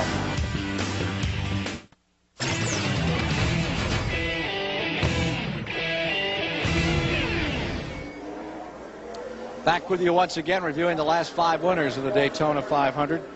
2 of those won by the Rainier Lundy team, that 83-84 story. And they've really come on. They've had 3 wins in the 500. 80, 83, 84. Buddy Baker won for them in 1980. Then twice with Cale, Pontiac over Elliott. And then in 84, Cale drove his Chevrolet over Dale Earnhardt. Word from Chris Economac. Well, I'm in one of the pits where everybody is happy. This is Bobby Hillen's pit. He's a very young driver. He was in the lead at the halfway mark. This young man from Texas had to give up racing in his senior year in high school to play football for his team, where he was all-conference end there. But now that he's a graduate from high school, he's a full-time racer. When he put that car out in front, there was real celebrations here. Another matter, there's so many pit stops, and that's an automatic tire change for everyone that stops, that now the tires that were taken off of these cars earlier today are being put back on them. They hadn't planned on this many pit stops. Back to you. 112 laps complete, 88 to go. Be 112 complete this time by. And as they come down to the line, Tommy Ellis from Virginia appropriates first position. Earnhardt is in second.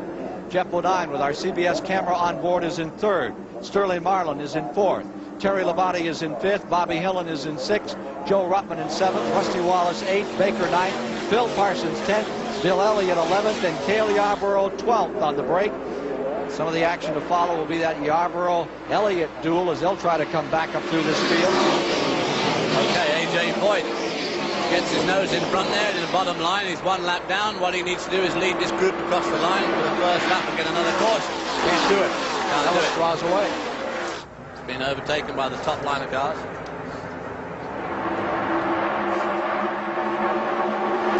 Our race cam is down for just a moment, making a few changes here that they make at the midway point in the race, and then we'll have more pictures for you. There you see Bodine closing in.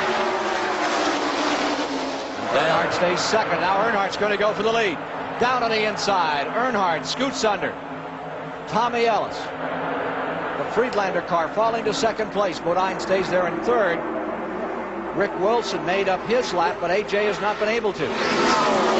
Bodine slipping underneath Tommy Ellis there now. I mean, he slipped too. That was pretty close.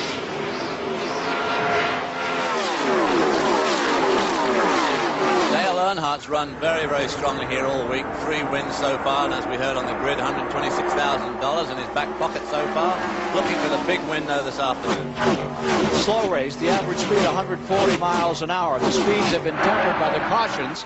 We've had 6 caution periods. Here comes Bodine to play with his old pal. We'll check a lap speed this time around on Dale Earnhardt and Jeff Bodine trying to draw away from the field. Tommy Ellis in third. These 2 cars, Ken, have shown more speed after Neil Bonnet had his problems than any other cars, and this is the first time we've seen them hooked up in a while. It'll be interesting to see if they can pull away from the rest of the field, and it looks like they're going to be able to do so. You know who drives a smart race, Ned, and that is Bill Elliott in the number 9. Well, all this shuffling is going on. He's willing to wait it out. He's not overpacing himself. I think he still has a lot to show. Oh, spin and turn. No. All right. He's showing a lot of patience out there, no question about it. And I'm sure there are a lot of people up and down pit road that are wondering, has he really shown his hand yet? Is he sandbagging? Where will he be in the last 100 miles of this race? I don't know if it's sandbagging as much as it's just waiting. He's not staying out of it. He's kind of waiting on that traffic. Good point. What do you think? I'd say that that's the truth. He's just cooling it, not taking any chances. 45.1 seconds. That's a pretty good speed. I'll say it's a good speed. 199 miles an hour. That's getting over the ground. AJ Foyt's going behind the wall. He's been off his feet a little in the last few laps. AJ's coming in. Tells you someone else who's not moving out too quickly, and that is the Cale Yarborough car. It's just been sitting there, taking the spots when they came available. No big charges. Cale had taken the lead just before that last caution, the first time that we had seen him up front this afternoon. And he's been in there. He's been right in the thick of the thing all day long. Well, here we go with a couple of Chevrolets back in front in the Great American Race. Oh, a spin at 3. There's trouble, lots of trouble up in turn 3. Joe Ruttman, as cars crashing each other all over. Harry Gant almost went up. Cale Yarborough's in it. Did Elliott get through or not? I think Elliott's been tagged. I thought I saw Bill Elliott. There's the Harry Gant car. I think Elliott is just to the right of your screen. I thought I saw him slide to the grass, and I believe that may be him there. There's the Cale Yarborough car, and there's the end of Joe Ruttman's car, badly smashed. Bill Elliott's car is down there on the grass, I think. Boy, he really took a lick, Joe Ruttman did. And then Harry Gant came along and ran up on the side, almost turned. Ran over it. Yes, almost turned the car up. Ruttman, you can see him moving around in the car, so apparently he's okay. Here's Cale Yarborough now as he gets his car righted and headed down pit road, but you can see the left front fender bashed in on that car. I think Bill Elliott's car's okay. He's coming down pit lane, but it doesn't look too bad. Bit wrinkled. Well, it sure doesn't do them any good. And here's Cale on pit road, who we saw trouble with Petty earlier. There's an ambulance crew coming out. Harry Gant's number 33 getting badly wrapped. Ken, Bill Elliott came down pit road, but his crew waved him to go on because the field was coming around. They didn't want him to lose a lap, so they've seen him around. He'll come in for service, and there's Neil Bonnet. Boy, he has really had his problems today. Tough break for Neil. He ran so strong in the early going. He's still moving, but looks like somebody ran over his front end. I don't know what started that, but I got a nasty feeling that Tommy Ellis may have started. His car is all... look at the debris all over the track. It was flying everywhere. Yeah. And Yarborough, you see Waddell Wilson peering in there, talking to Cale. Here's Chris. Well, we're down here at Cale Yarborough's pit. He's taken his helmet off, and I would have to think that this is pretty much a day for the 4-time winner of this 500-mile race. We can see that the front end is heavily damaged. The left side is heavily damaged. The left rear is also banged up, and when Cale steps out, we'll get a word with him here. They're taking the steering wheel off the car now so he can get out.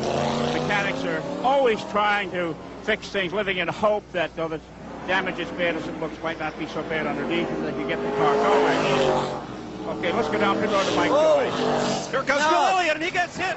Jim Sauter tagged him as Elliott was coming into the pit, and everyone, including us, had to scramble. Now they'll turn that car around. Elliott's got it in reverse gear. Nobody coming down the pit lane, and he's going to have to go around again. As Elliott made the cut left to get into his pit stall, Jim Sauter of Necedah, Wisconsin, was coming down pit road out of his pit stall, which just blocked the back end of the Elliott car. Look at Ernie Elliott's got it just hands in the air, just like, what happened? Looking down at that Evan crew further up the pit lane, and now Bill is hot. Ernie is hot, rather. He's having a word with a NASCAR official, and Bill will have to come back in again. Well, Chris?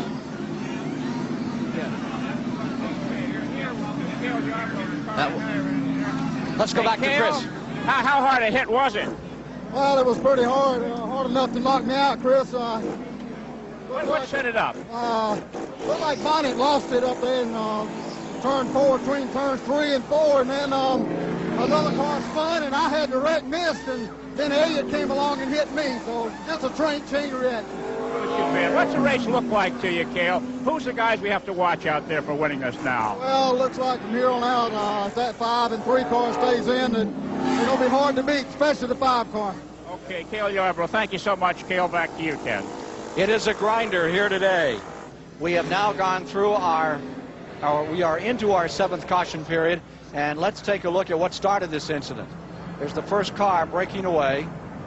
There you see the tremendous impact on Rutland's car. He was head-on into the wall, and it looked like it was Bonnet's car that started. There's Harry Gant leaping. Over there is Lake Speed spinning. And that's Bill Elliott getting sideswiped there.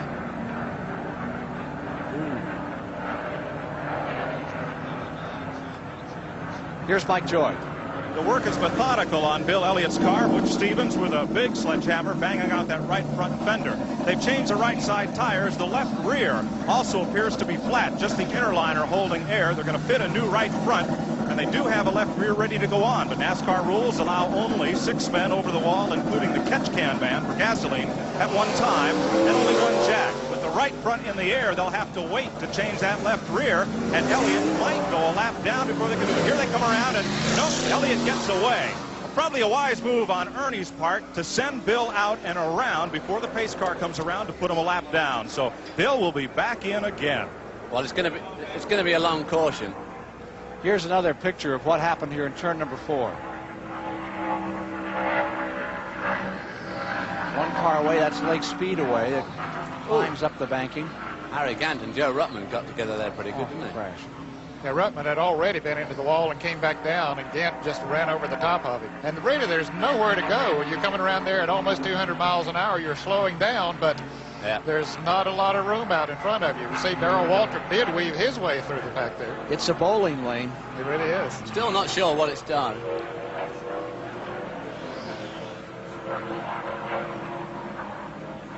Still not sure who really started it off.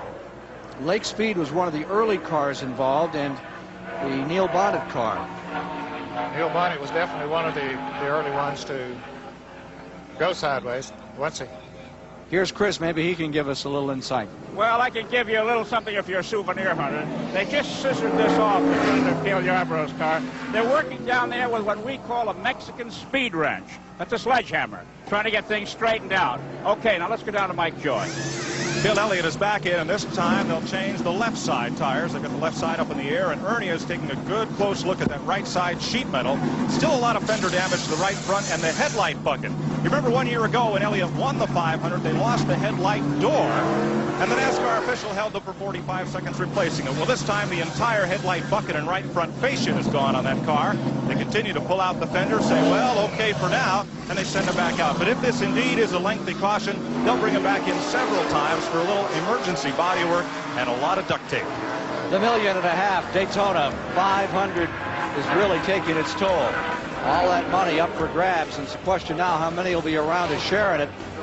119 laps are now complete. There you see Harold Kinder standing looking down track.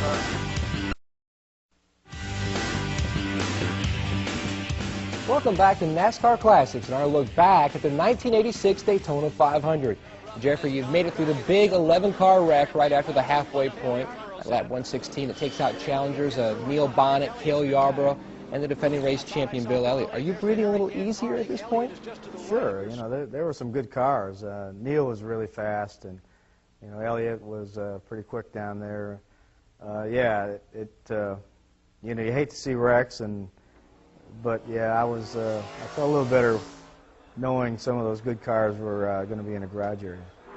Now, after that, we've seen you and Earnhardt basically break away from the field.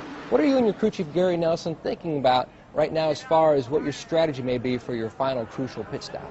This is when the chatter on the radios got a little more intense. You know, save gas, save tires.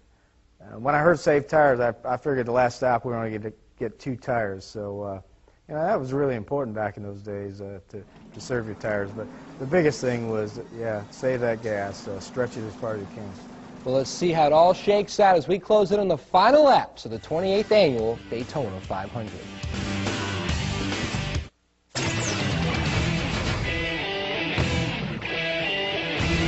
Back to the leaders. Earnhardt getting a little anxious, looking inside. There's Ellis, so to the outside. You've got to know you have the right side of the car there. You haven't got a right side of your car. Tommy Ellis has been in and out of the pits again. He's at least 2 laps down now after that being involved in that crash. 198 mile per hour average in the last lap. Was there smoke coming off the tires on number 3 that time? We saw it earlier in the day, and he'll carry it on down into the corner a little bit. So the bit that they have in his mouth might not be working too strong right now because he's coming on. Well, we're coming into the last, getting close to the last 50 laps of this race, so these guys really want to get this race over, I'm sure. 135 complete. No smoke there, but these two are really pulling away from the field.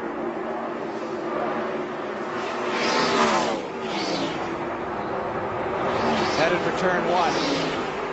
Sterling Marlin's number 1. Some new names again cropping up on the roster here late in the race. And most of the Giants have all found it a difficult 500.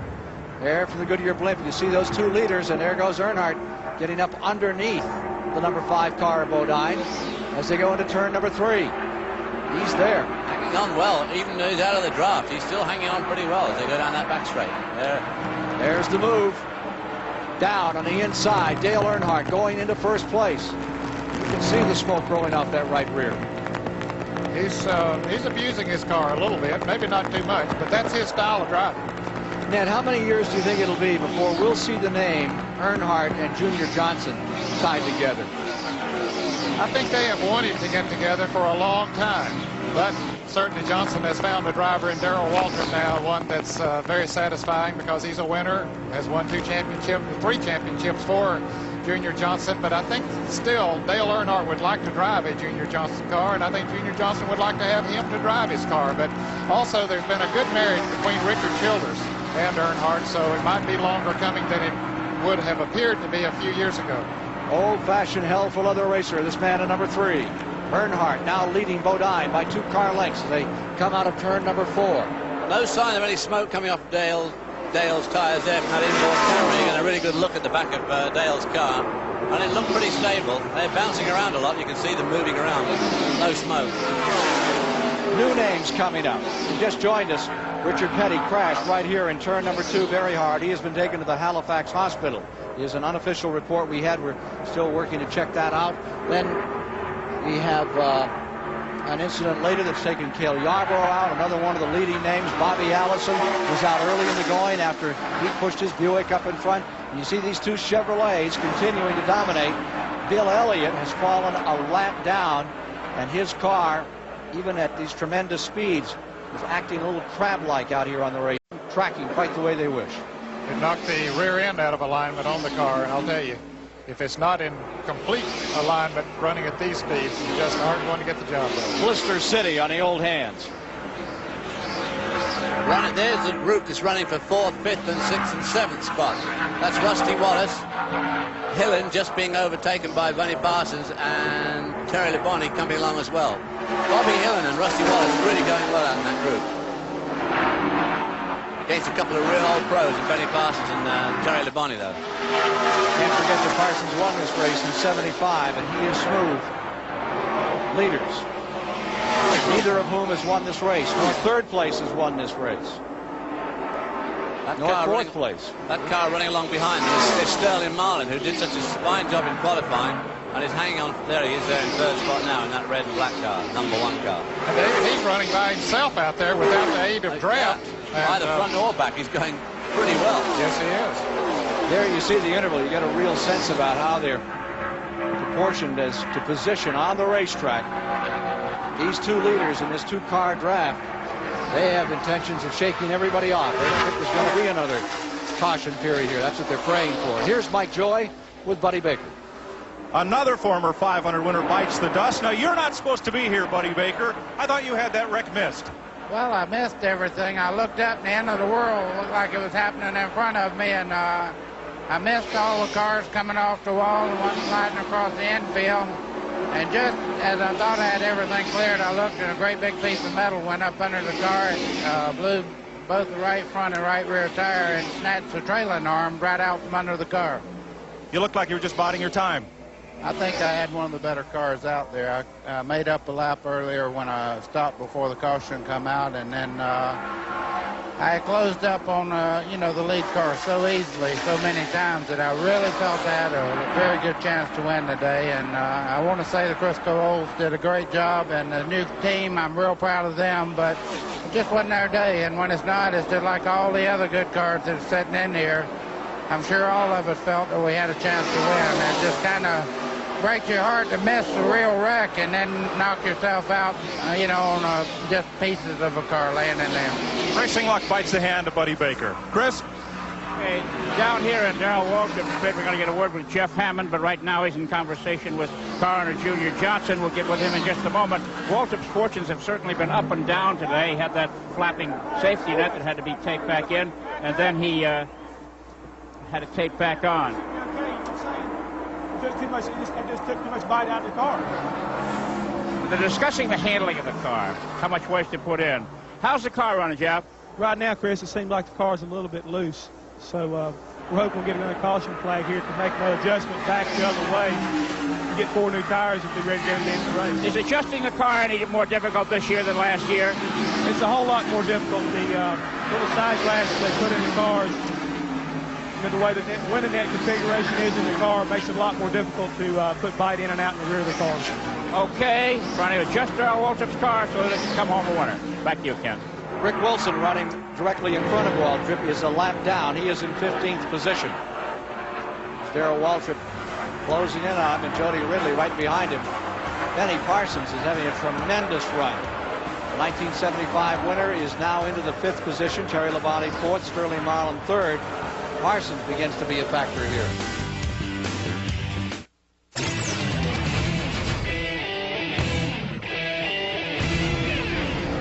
Working the 147th of 200 laps in the 1986 Daytona 500. And look at this battle we saw just a few moments ago as Jeff Bodine was fighting it out with Dale Earnhardt for the lead in the 500. Down to the inside. And he does it with ease, as is the case usually when they pick up the draft, and he just motors right on by Earnhardt. So now it's Bodine first, Earnhardt second, Labonte third, Parsons in 4th, Sterling Marlin 5th. Hillen is running in the 6th position. Tim Richmond is 7th. And Labonte in that Oldsmobile is just flying. He has moved up into 3rd and is breaking away from everyone. Breaking away from everybody. He passed everybody with no help of any draft. And I think he's making up ground on the leader. It's 4.5 seconds between 2nd and 3rd place. There you see that interval. There are the 2 leaders, and 3rd place coming along. There he is, number 44, Labonte. Darrell Waltrip, meanwhile, is back here still drafting off the back of a car a lap down, the black number 4 of Rick Wilson. Running 9th is Bouchard, 10th is Rusty Wallace. The number 4 car is the 11th car in the race, a lap down to the leaders. It's interesting to me, Ned, to note all these new names. Oh, it's always been the Petties, and for several years, Waltrip has always been a factor right up in here. But look at that leaderboard now as you're inside Darrell Waltrip's car. Bodine, Earnhardt, Labonte, and then you have the Sterling Marlin name in here, and Bobby Hillin right up there in the top 10. I think we're gradually seeing a changing of the guard as you get more money in the sport, big sponsorships behind some of these drivers that apparently have the talent, and once they get the equipment under them, they're able to show what they can do. The pressure building on the leader, Bodine, and Waltrip still trying to make up time here. Remember that Darrell Waltrip is 8th overall, back in the lead lap. He's gone a lap down. He's made it up. Do you have a game plan, Darrell Waltrip, or do you just wait for this race to start? I don't worry about where I'm running early in the race. I'll wait and let that thing thin out a little bit. The engines blow that are going to blow. The guys that are going to run over each other. Then I got more room to operate.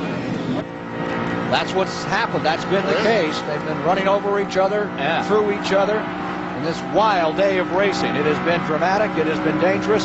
Thus far, to the best of our knowledge, only one driver to the hospital, Richard Petty, after a crash in turn 2.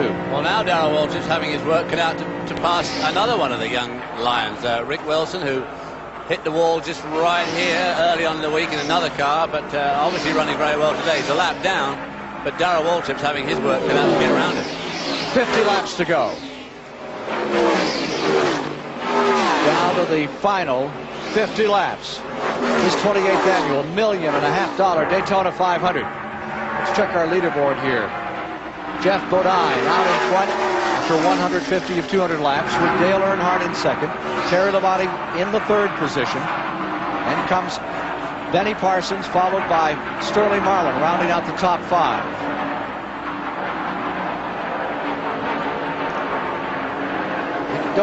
I wonder here if Earnhardt is not willing to just ride for a while. Evidently, according to the report that he gave Chris Economac, that Richard Childress, who owns that car, said that they had to put the binders on him a little bit to slow him down. He moved out front. It looked like he did it with ease, but then when Jeff Bodine went back in front, it looked like he did it with ease. They're able to pull away from the rest of the field, although I think Terry Labonte and Benny Parsons are certainly holding their own at this point, maybe even closing in a little bit, but who knows whether either of them have anything left. Mike Joy is in Terry Labonte's pit. Well, let's find out, Ned. Steve Terry ran around the middle of the pack early in the race, and now it looks like he's coming to the front. Can he get there? We sure hope so, Mike. We pitted with 76 laps to go. We could go the rest of the race on one more fuel stop. And the 2 cars ahead of us, I believe, are going to have to stop twice. We think like at speeds we're running now and conditions the way they are, we might be in good shape. But Gary Nelson gets a lot of fuel mileage. He might be the one to beat. Nelson, the crew chief on Bodine, of course. And while we're here, let's look at what the Weldrep tire changer is wearing this year. Tennis shoes with rounded sole edges, knee pads from basketball, spare lug nuts, baseball batting gloves to handle those hot tires when they come off, and a 2-way radio that has the radio broadcast network in one ear to find out what's going on around the racetrack and communication with his driver in the other. Let's go to Chris Economac. I'm down in Sterling Martin's pit, the #1 bullseye car with his car owner, Hoss Ellington. Hoss, you must be really happy with the way that Sterling's doing out there today. Yeah, we are, Chris, you know. But, you know, I'm real tickled with Sterling the way he's been running today. Right now, we're a little bit loose, but, you know, the bullseye barbecue sauce, #1 Chevrolet, doing real good, I think. Now, how long is it going to take you to get the car right, and can you do that in one quick stop? Well, right now, we got a 5 more laps for pit stop, and we'll adjust the chassis a little bit, and we'll be back running what it is. One last question. How many more stops before you take the checkered flag? Well, 1 or 2? Well, we're going to pit twice. We're going to, you know, the last pit stop be just for a little bit of gas and right back out. Okay, committed to 2 more stops. A car order for Sterling Martin, one of the young Lions showing well today. Back to you, Ken.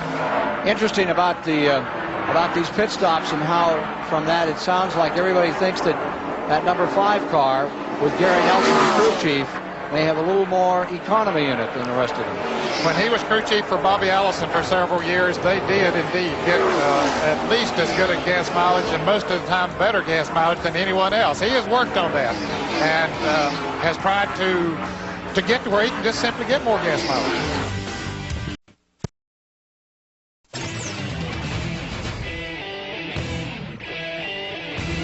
Watching these two continue their battle around the speedway. There's Dale takes him coming out of turn 4. Pretty brave move as they come into the tri-oval. Oh. And Bodine making a pit stop. Right. Green flag pit stop's coming up. Now he has a little over 100 miles to go, 41 laps, so it'd be interesting to see if he can go the rest of the way. Here's Chris. That's coming in the gas pan here. That's a 90-pound can of gas. It holds 11 gallons, and it takes about 6 and a fraction seconds to put it in. Bodine has been in for 8 seconds now. There's 1 can of gas. Remember, 93 pounds of fuel funneling in there. The little can is to catch the overflow. Right-side tires, and away he goes. 16.13 seconds for that beautiful stop, and it may well be his last stop of the race. Back to you, Ken. Earnhardt first, now Labonte second. Ron Bouchard, who had been running ninth, he pitted. Here comes Earnhardt in for his pit stop. Yes or no? I would say yes. He's backed out of it enough. He's in. Bobby Hillen came in and went on right on past. He had to come back in again, so that cost Bobby some extra time. Hillen, of course, running right up here in the... Earnhardt slithering to a stop. Chris. Get it in with all 4 wheels locked up, smoking off his left front tire. They're changing right side tires. He's getting a second tank of fuel. The sponsor's name has been ripped off. There's a lot of smoke here. He stalled the engine. They're waiting. This is a long stop here. There he goes. 18.52 seconds, and Earnhardt really looks like he's excited for this finish. Back to you, Ken. Sure looked excited when he came down pit road. Terry Labonte is now your leader in number 44. But that extra 3 or 4 seconds in the pits there, Ken, is going to put him behind Jeff Bodine. He's not going to have the advantage of the draft. 1 second, 300 feet on this racetrack. Also, with Terry Labonte keeping going like this, obviously Jeff Bodine and even Dale Earnhardt, to a certain extent, are kind of marginal on fuel. Exactly. Jeff's got to do 41 laps. If Terry Labonte can streak this out like another 1 or 2 laps, he's already down to only 39. Question then, is Parsons pitted? Parsons evidently just made a pit stop. Yeah, did, yes, while Earnhardt was in the pits, Parsons pulled off the bumper of Terry Labonte and did make a pit stop. But Labonte should be able to go the rest of the distance very easily. As David said, it'll be a little questionable on the others. 162 laps complete on the leaders this time as they begin to sort it out. There is Jeff Bodine. Back on the track with car number 5. Rick Hendrick Racing Stable, Terry Labonte. The Oldsmobile that has been just kind of cruising up through traffic today, waiting this thing out. And he didn't stop on that lap either. So Jeff Bodine's got to do at least 105 miles. Richmond stalled on pit road. Apparently he ran out of gas. Well, now he's taking behind the wall. One of the Rick Hendrick cars. Yeah. The team car is the number 5 that Bodine is driving. 2 separate complete teams, however, not even in the same building. No, they're located several miles apart in North Carolina. But you talk about young lions, of course, Rick Hendrick really goes into that category. This whole team is a brand new team to NASCAR. Here's Mike Joy. Mike Beam, crew chief for Ron Bouchard. You had to push him away after the pit stop. What's the problem? The throttle's stuck about 3/4 open, and he had to kill the motor, and whenever he started to take off and downward, the alternator had charged and the battery was dead, so we had to get him going again. But once he's going, he's running about 46.20. Do you think that's a speed capable of getting back to the front? Yeah, he says the car feels awful good. You know, it's just as hard to run in the draft with the throttle if you follow somebody and they're letting off, and you fall down the corner and the throttle's stuck wide open. You know, he just, I don't see how he's doing it, but he's just holding on. If they look a little tired, Ken, it's because they were here at 5:30 this morning trying to cure a bad vibration in the car. They think they've got it solved. Let's go down pit road. Okay, I'm with Richard Childress. The last pit stop for fuel has been made. You said earlier you were holding Dale back. Are you turning him loose now? Well, we're going to try to. We're hoping not to break that draft, but the way it happened, we had to stay here to get the car completely full, so we had a little slower stop than we really wanted to have. Well, is the car any better than it was before it came in? Yeah, the car's handling good. It's just that, you know, we had to make sure we got the car plumb full of fuel that time to go all the way. Okie doke, there you have it from Dale Earnhardt's car owner, and Jeff Bodine said they're all through fueling the car, so the pit crews have done their work. The men in the wheel have to do it now. Well, right now, Dale Earnhardt trails Jeff Bodine by almost 4.5 seconds. And here comes the leader, Terry Labonte, down pit road for what should be his final pit stop. Well, I'll say he's managed to squeeze another 5 laps more out of that run than the other 2. Here's Mike Joy. gas mileage was one question of this event. Evidently, Labonte's Oldsmobile team have found that slope back window gives them a little more fuel mileage than some of the other teams. Steve Emil's the crew chief. He's changing the right side tire. They're looking at the tread wear on the left as the second 11-gallon can of gasoline goes in. The grill's been cleaned, the windshield's being wiped, just waiting for fuel, and that drop of the jack signifies Labonte to take off. 17.5. Fair pit stop. Not bad. They have to get under 15 seconds to really be a good pit stop. Someone else who's getting good gas mileage again is Darrell Waltrip. He now has taken the lead. He has not made a pit stop, so he and Labonte can definitely go the rest of the distance. Here's Benny Parsons, either coming down pit road, coming back down pit road, or we missed him on that other stop. Richard Petty, they're reporting a dislocated shoulder on the 7-time winner of this event. He's being treated at the Halifax Hospital and will be released tonight. Well, that's good news that he will be out of the hospital. Here comes Waltrip down pit road as Benny Parsons goes out after getting 2 right side tires and a tank of fuel. So as Waltrip pits, the leader again becomes Jeff Bodine with Dale Earnhardt in second. We're inside Waltrip's car as it's serviced. And I think Dale Earnhardt is just whittling away at the lead of Jeff Bodine. It's going to be pretty nip and tuck. We've got a watch on it up here, and we'll try and keep you informed, but I think he's catching him up slowly but surely. Bill Elliott into the pits again. Bill Elliott 1 lap down in car number 9. There's your leader. Bodine is back in first with Earnhardt second. Here's Mike Joy. Well, they may have run out of gas in the Bill Elliott car. Ernie is squirting ether into the carburetor. It was not running when it came in. It just blurted out. Now it's running. They've got gas in it, and Elliott, with 2 right side tires, gets pushed away back into the fray. There's the leader. Jeff Bodine. Father owned a little track up in Chemung, New York. Jeff started out on go-karts.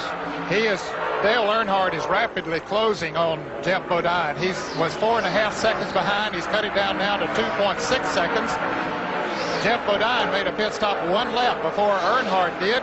He's having to run out there by himself, not getting the advantage of the draft, which normally will save some fuel. Of course, Earnhardt's in the same position, but Bodine having to run very hard now, and he's burning up a lot of fuel. There you see the interval. Here's a report from Chris Economaki. And I'm here with Gary Nelson. Gary, Earnhardt is pulling you guys 1/3 of a second a lap. Is there something wrong? We're running as hard as we can. We got the stagger a little bit off. We're on the loose side. Well, it's going to be a close finish. It's about 3/100ths a lap.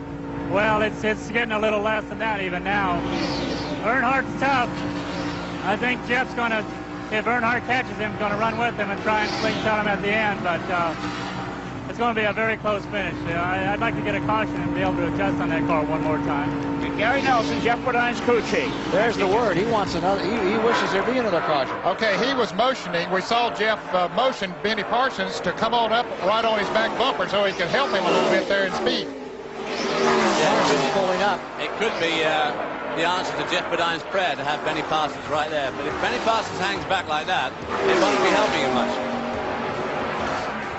So Jeff Bodine is trying to set it up as we get down to 169 laps complete to win it. But Dale Earnhardt will be there to try and take it away.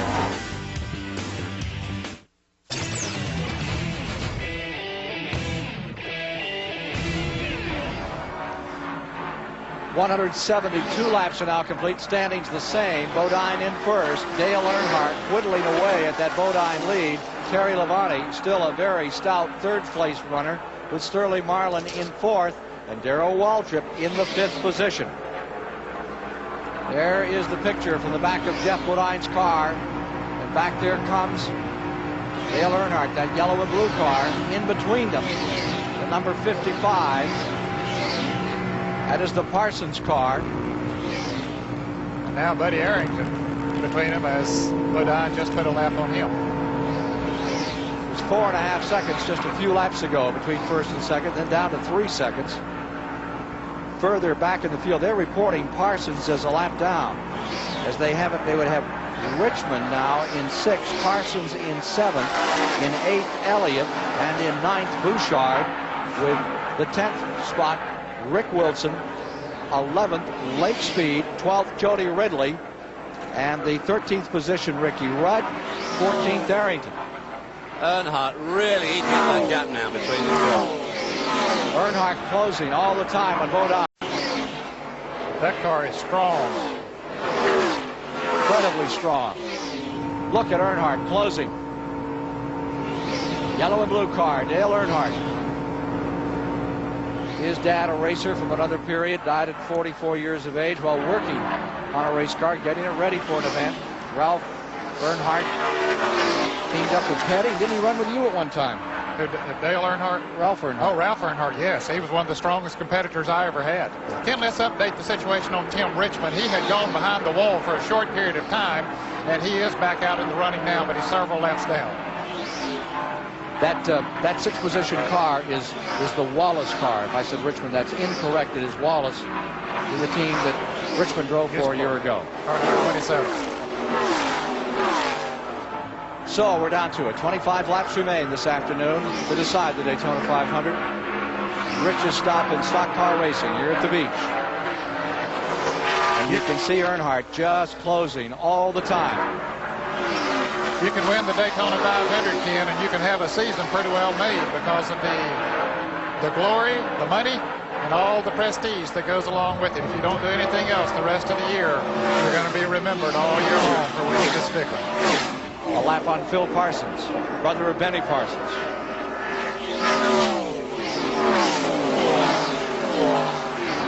Earnhardt's really got him in his sights now. Just keeps moving in. I believe Richard Childress did take the bridle off now. Well, I'm sure that Jeff Bodine's driving as fast as he possibly can there, and if he's pulling him in like that, it doesn't say much of his chances when it comes down to a knockdown, drag-out, shootout for the flag. Of course, Gary Nelson, the crew chief on Bodine's car, feels that Jeff will be able to run with him once he gets up there. And of course, if he picks up the draft, I wonder, Ned, if Earnhardt will be willing to go by him, or if he'll sit in his rear bumper. Be interesting to see. Just perch back there and wait for that last lap. I believe he'll blow him off and then see if he can pull away. Since he's come up on him so rapidly, and say, hey, I might be able to pull away from him. Yeah. I think if I was him, I'd certainly try that. And if it didn't work, you could always drop back behind him for a bit. Lapping Kyle Petty. And closing. Let's see if he takes a shot to go by now. Coming up is car number 3. Down onto number 5. Closing in all the time. Earnhardt may take his shot right here going into turn number 3. Down to the inside, no. Locked straight on the rear bumper. Here he comes into that third turn. That's usually where they want to pass. Now Earnhardt goes to the outside. Earnhardt pulling up. Looking for a little advantage up there. The cushion of air off the wall. Does not use it. Snaps the wheel back down. Comes for the trioval. Coming across to complete 177 laps. Front of the grandstand, directly below us. I believe he'll try down the backstretch. He'll follow him through turns 1 and 2, then try to pick up the draft and blast past him down the backstretch. Let's see if he does. Boy, he's close through there, isn't he? He's a master at drafting. He don't mind sticking that nose up under your back end. Well, he loves to ride, as Ned says, right there, right up under your bumper. And on tracks of 1.5 miles, he's willing to put your bumper on the other bumper. Kathy Bodine looking on, a little anxious here. Well, maybe he's decided to follow him a while. Maybe he's not going to move around. Maybe he can't. But you'd have to think he could the way he pulled up on him.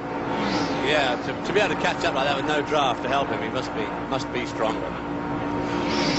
Certainly Kathy is concerned about it. There you see Parsons a lap down.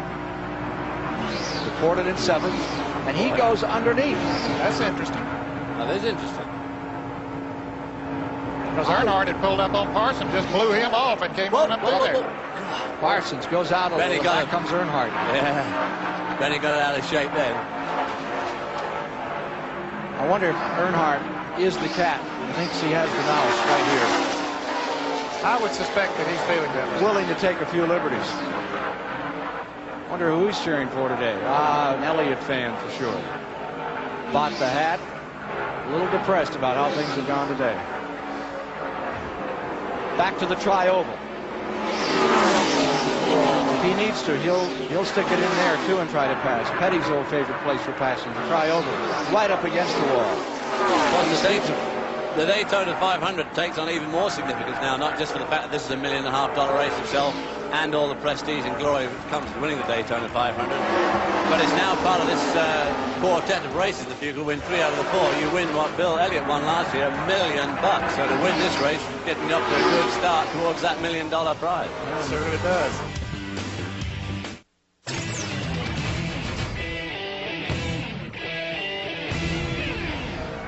You're with us live here at the Daytona International Speedway. This 2.5-mile Wheel of Fortune that had 42 numbers on it when we began this 500-mile race.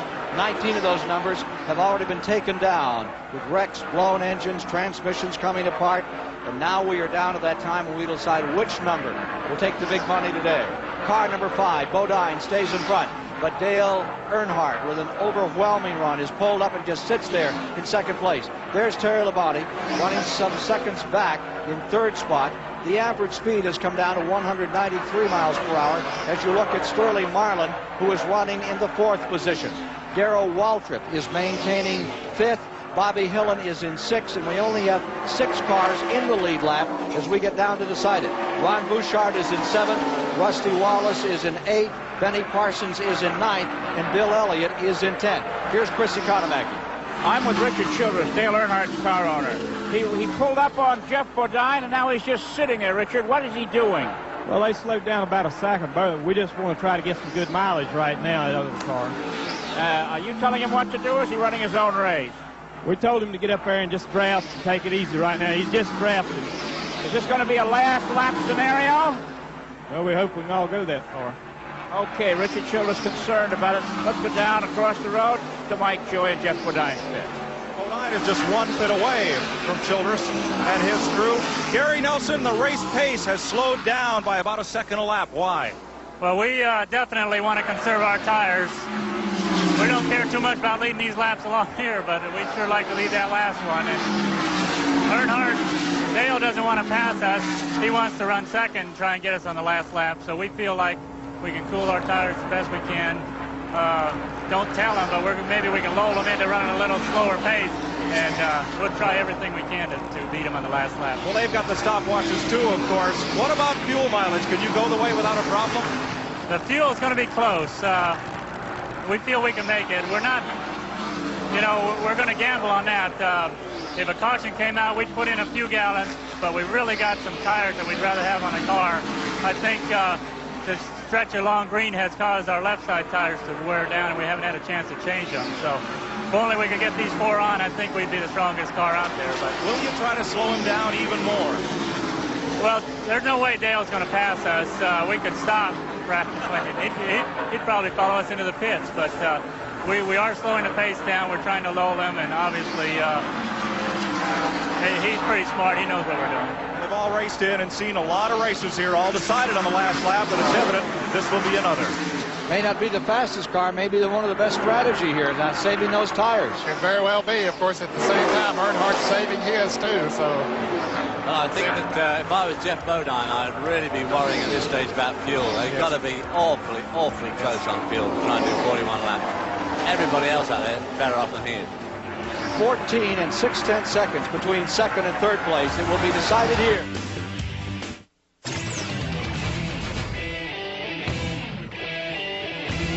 There have been a total of 8 caution periods, 2 serious crashes. Richard Petty dislocated his shoulder in a crash in the 2nd turn, a multiple car crash in turn number 4, wrecking several cars. Joe Ruttman taken to the hospital for observation. He appears to be all right. Now we're down to decision time. As they come by with 9 laps to go, it is a question of saving the fuel, saving the tires, saving the drivers for that last shot to win it all in the biggest stock car race in America.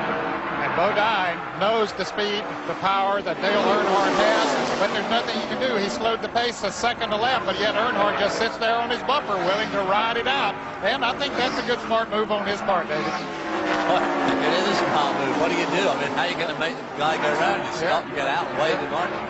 I know you won't go by. You won't go by. As we mentioned at the top of the telecast, these two aren't palsy. Not palsy at all. They have beaten and flammed on each other a whole lot. And if it gets down to decision time, Bodine, it'd be interesting to see how much that racetrack he's willing to use up. We could have a finish like 1979, and this race be given to Terry Labonte back in 3rd. Well, their latest altercation was yesterday in the Sportsman 300 race. That's right. They banged together. Sideways right here at 190 miles an hour to the trial. And Earnhardt came out the winner on that one. Earnhardt says he hit me 5 times. He got me once. I knew it was a mistake. He said the other 4, I'm just counting. See how this one's going to end. They're running at about the pace that the 300-miler was run at yesterday. That 300, what used to be called sportsman cars, now called Grand National cars, about the pace they ran. And it seems as though they're only running 190. They don't care. They lean on each other some more. They don't mind mixing it up. You see, of course, the other thing that can play a part in a race like this is, you know, lady luck again. If you come down to the line or come to you and you just happen to run into some back markers, some slower traffic, can really throw all your plans completely out. 8 laps remaining. Earnhardt won the Clash last Sunday here on CBS, won the 125-mile qualifier, won that race yesterday, that 300-miler. He's on a roll. As we mentioned earlier, the gamblers will tell you, if they strike 3 times, that's the time to double up on that man for a 4th roll in a row. Let's see if Earnhardt's going to pull it off. Mike Joy has a report. We're standing right between the crews of the winning, or of the leading cars, rather. It's not over until it's over. Earnhardt and Bodine each got out their ledger this morning, and they each, in thoughts with their crews, said, there's a guy I owe one. You talked about yesterday and the race last March, sportsman race at Rockingham, North Carolina, where Earnhardt with his bumper stole that win for Bodine on the last lap. Each driver privately feels he's got a score to settle. What better place to do it than in the $1.5 million Daytona 500? Down they're coming. This time by. 6 laps to go and they reach the line. Ken, let's reconfirm the situation. We just got it from one of the track officials here that Richard Petty, they have got his shoulder back in place and he will be released from the hospital this afternoon. That's good news. It was a hard hit, as you saw here earlier. The crowd is on their feet, getting ready for the finish here this afternoon. $1.5 million at stake. Bodine and Earnhardt both seeking to win this thing for the first time. There won't be a dry eye in the house. 5 laps to go. That's not a view you want to see in your rear view mirror, is it, with 5 laps to go? Dale Earnhardt humming along just right behind you there. Earnhardt pulls up on that outside. Judge Bodine wants him to go past in the worst possible way. Yeah, he's aggravating Bodine there now. Oh, God, yeah. He'll be slowing down. There's Tim Richmond just passing Tim Richmond. You know, some years ago, David Pearson was leading the race here. Richard Petty was running second, and Pearson threw his hand up as if something was wrong with his car, pulled down to the inside. Petty zipped past. Pearson picked back up the draft and won the race. Happened right here in turn number 1. And Petty was pretty angry at the time. He said, you know, I could have run into him and taken us both out. And David said, I knew with Pearson behind me, he'd never touch me. 4 laps to go to decide it today. Bodine is in first. What do you think, Ned? It's looked like Earnhardt's game to play here for him to shoot his shot. He's in the position, no question about it. We've seen Cale Yarborough do it so many times. Now they're saying Earnhardt may have to come in for gas. Well, here comes Benny Parsons. They slowed down so much that Benny, well, not that Benny isn't running that well, but, you know, they're holding him up now. The leaders are. I wouldn't want a lap car in there. There's Earnhardt's crew standing out ready to come in. And Earnhardt is coming in. Absolutely out of gas. Earnhardt is coming in. The question is, can Bodine go the distance? Does Gary Nelson know enough about fuel economy to make it work? Let's go to Chris Economy. This is going to cost Dale Earnhardt the race. He's overshot his pitch. They have to pull the car back in order to meet the rules. He just needs a couple of quarts. He's gone on his way, and it looks like Mr. Bodine is going to be the beneficiary. Mike Joy, take it. Gary Nelson talking to his driver right now as the laps wind down. We'll wait till he gets off the microphone here. Jubilation a moment ago in the Rick Hendrick Motorsports pit. Something's wrong on that car as it came out of the pits. Something is amiss on Earnhardt's car. He has struggled so long, so hard. He blowed her up. He could have in the haste coming out of the pits. Dropped the clutch and broke something, I'm sure. 198 complete. Jeff Bodine out in front. Ken, I know that feeling. In 1963, I was leading the race here, ran out of gas, had to come in and get some, but I did wind up in 3rd place. Quickly to Mike Joy. Gary Nelson, 2 laps ago. Can you run the distance? We're not stopping. If it runs out, we'll coast. They'll roll the dice, Ken. Well, Jeff Bodine stopped 1 lap earlier than Dale Earnhardt. If Dale Earnhardt ran out of fuel, it puts, oh God, I'm in front of Jeff Bodine. We'll stay right here with Bodine. Now, this race is run over. If we're not able to get an immediate interview with him, we will give it to you at halftime of the NBA game of the Celtics and the Lakers today. Coming down, white flag is out. Jeff Bodine into his final lap. Just praying, and we listen now as that car goes into turn number 1 for a burp. Anything from that motor that might spell disaster for Bodine. Remember, lurking 13 seconds back now, Terry Labonte. From the in-car camera, you may see Jeff Bodine win the Daytona 500. You may be riding with him. He's in the back straightaway. What a sensation, Ned. That's his fuel gauge. His fuel gauge is the one on the right. See that little gauge that's flickering on the right-hand side of the dashboard with the F under it? I'm sure that's probably his fuel gauge, pressure gauge, which at the moment doesn't see it flickering there. It is definitely flickering when he goes into the turn. And he goes into the turn. He's getting mighty close. See the needle's going down now. You're riding down for the finish. Checkered flag is out, and you are with Jeff Bodine as he wins the 1986 Daytona 500. Bodine has done it. CBS camera on board. The Rick Hendrick Racing Stable out of Charlotte, North Carolina. Jeff Bodine from Chemung, New York, has won the Daytona 500 for Ned Jarrett, David Hobbs, Mike Joy, and Chris Economaki. I'm Ken Squire saying so long from the Daytona International Speedway. Welcome back to NASCAR Classics and our look at the 1986 Daytona 500. Now, Jeffrey Bodine and Dale Earnhardt led all but 8 of the final 70 laps after that lap 116's big one. And Jeffrey, first off, I mean, talk about drama to have the Intimidator slowly reeling you in as those laps wound down. Yeah, after our pit stops, I had a pretty good lead on Dale, and which felt good, but I was pretty sure he was going to catch me because I was trying to save fuel, trying to save my tires for the end of the race, and so I was going fairly slow, doing a lot of drafting, and even though I saw him catching me, it really didn't worry me because I thought I had better tires, would have better tires at the end of the race than he did. So you were trying to actually get him to pass you so you could kind of set him up for that last lap slingshot. Well, yeah, I mean, I slowed down trying to save fuel. Gary told me to do that because he said it was going to be close. And so when Dale caught me, I slowed down even more trying to get him to get in front of me so I could draft him and he'd be using more fuel, but he wouldn't do it. I mean, unlike Dale Earnhardt, he would not pass me to get in front. I probably could have stopped on the track and he still wouldn't have passed me because he wanted to be behind me to save fuel and to be in that position on the last lap to try to make that draft down the back straightaway and pass me.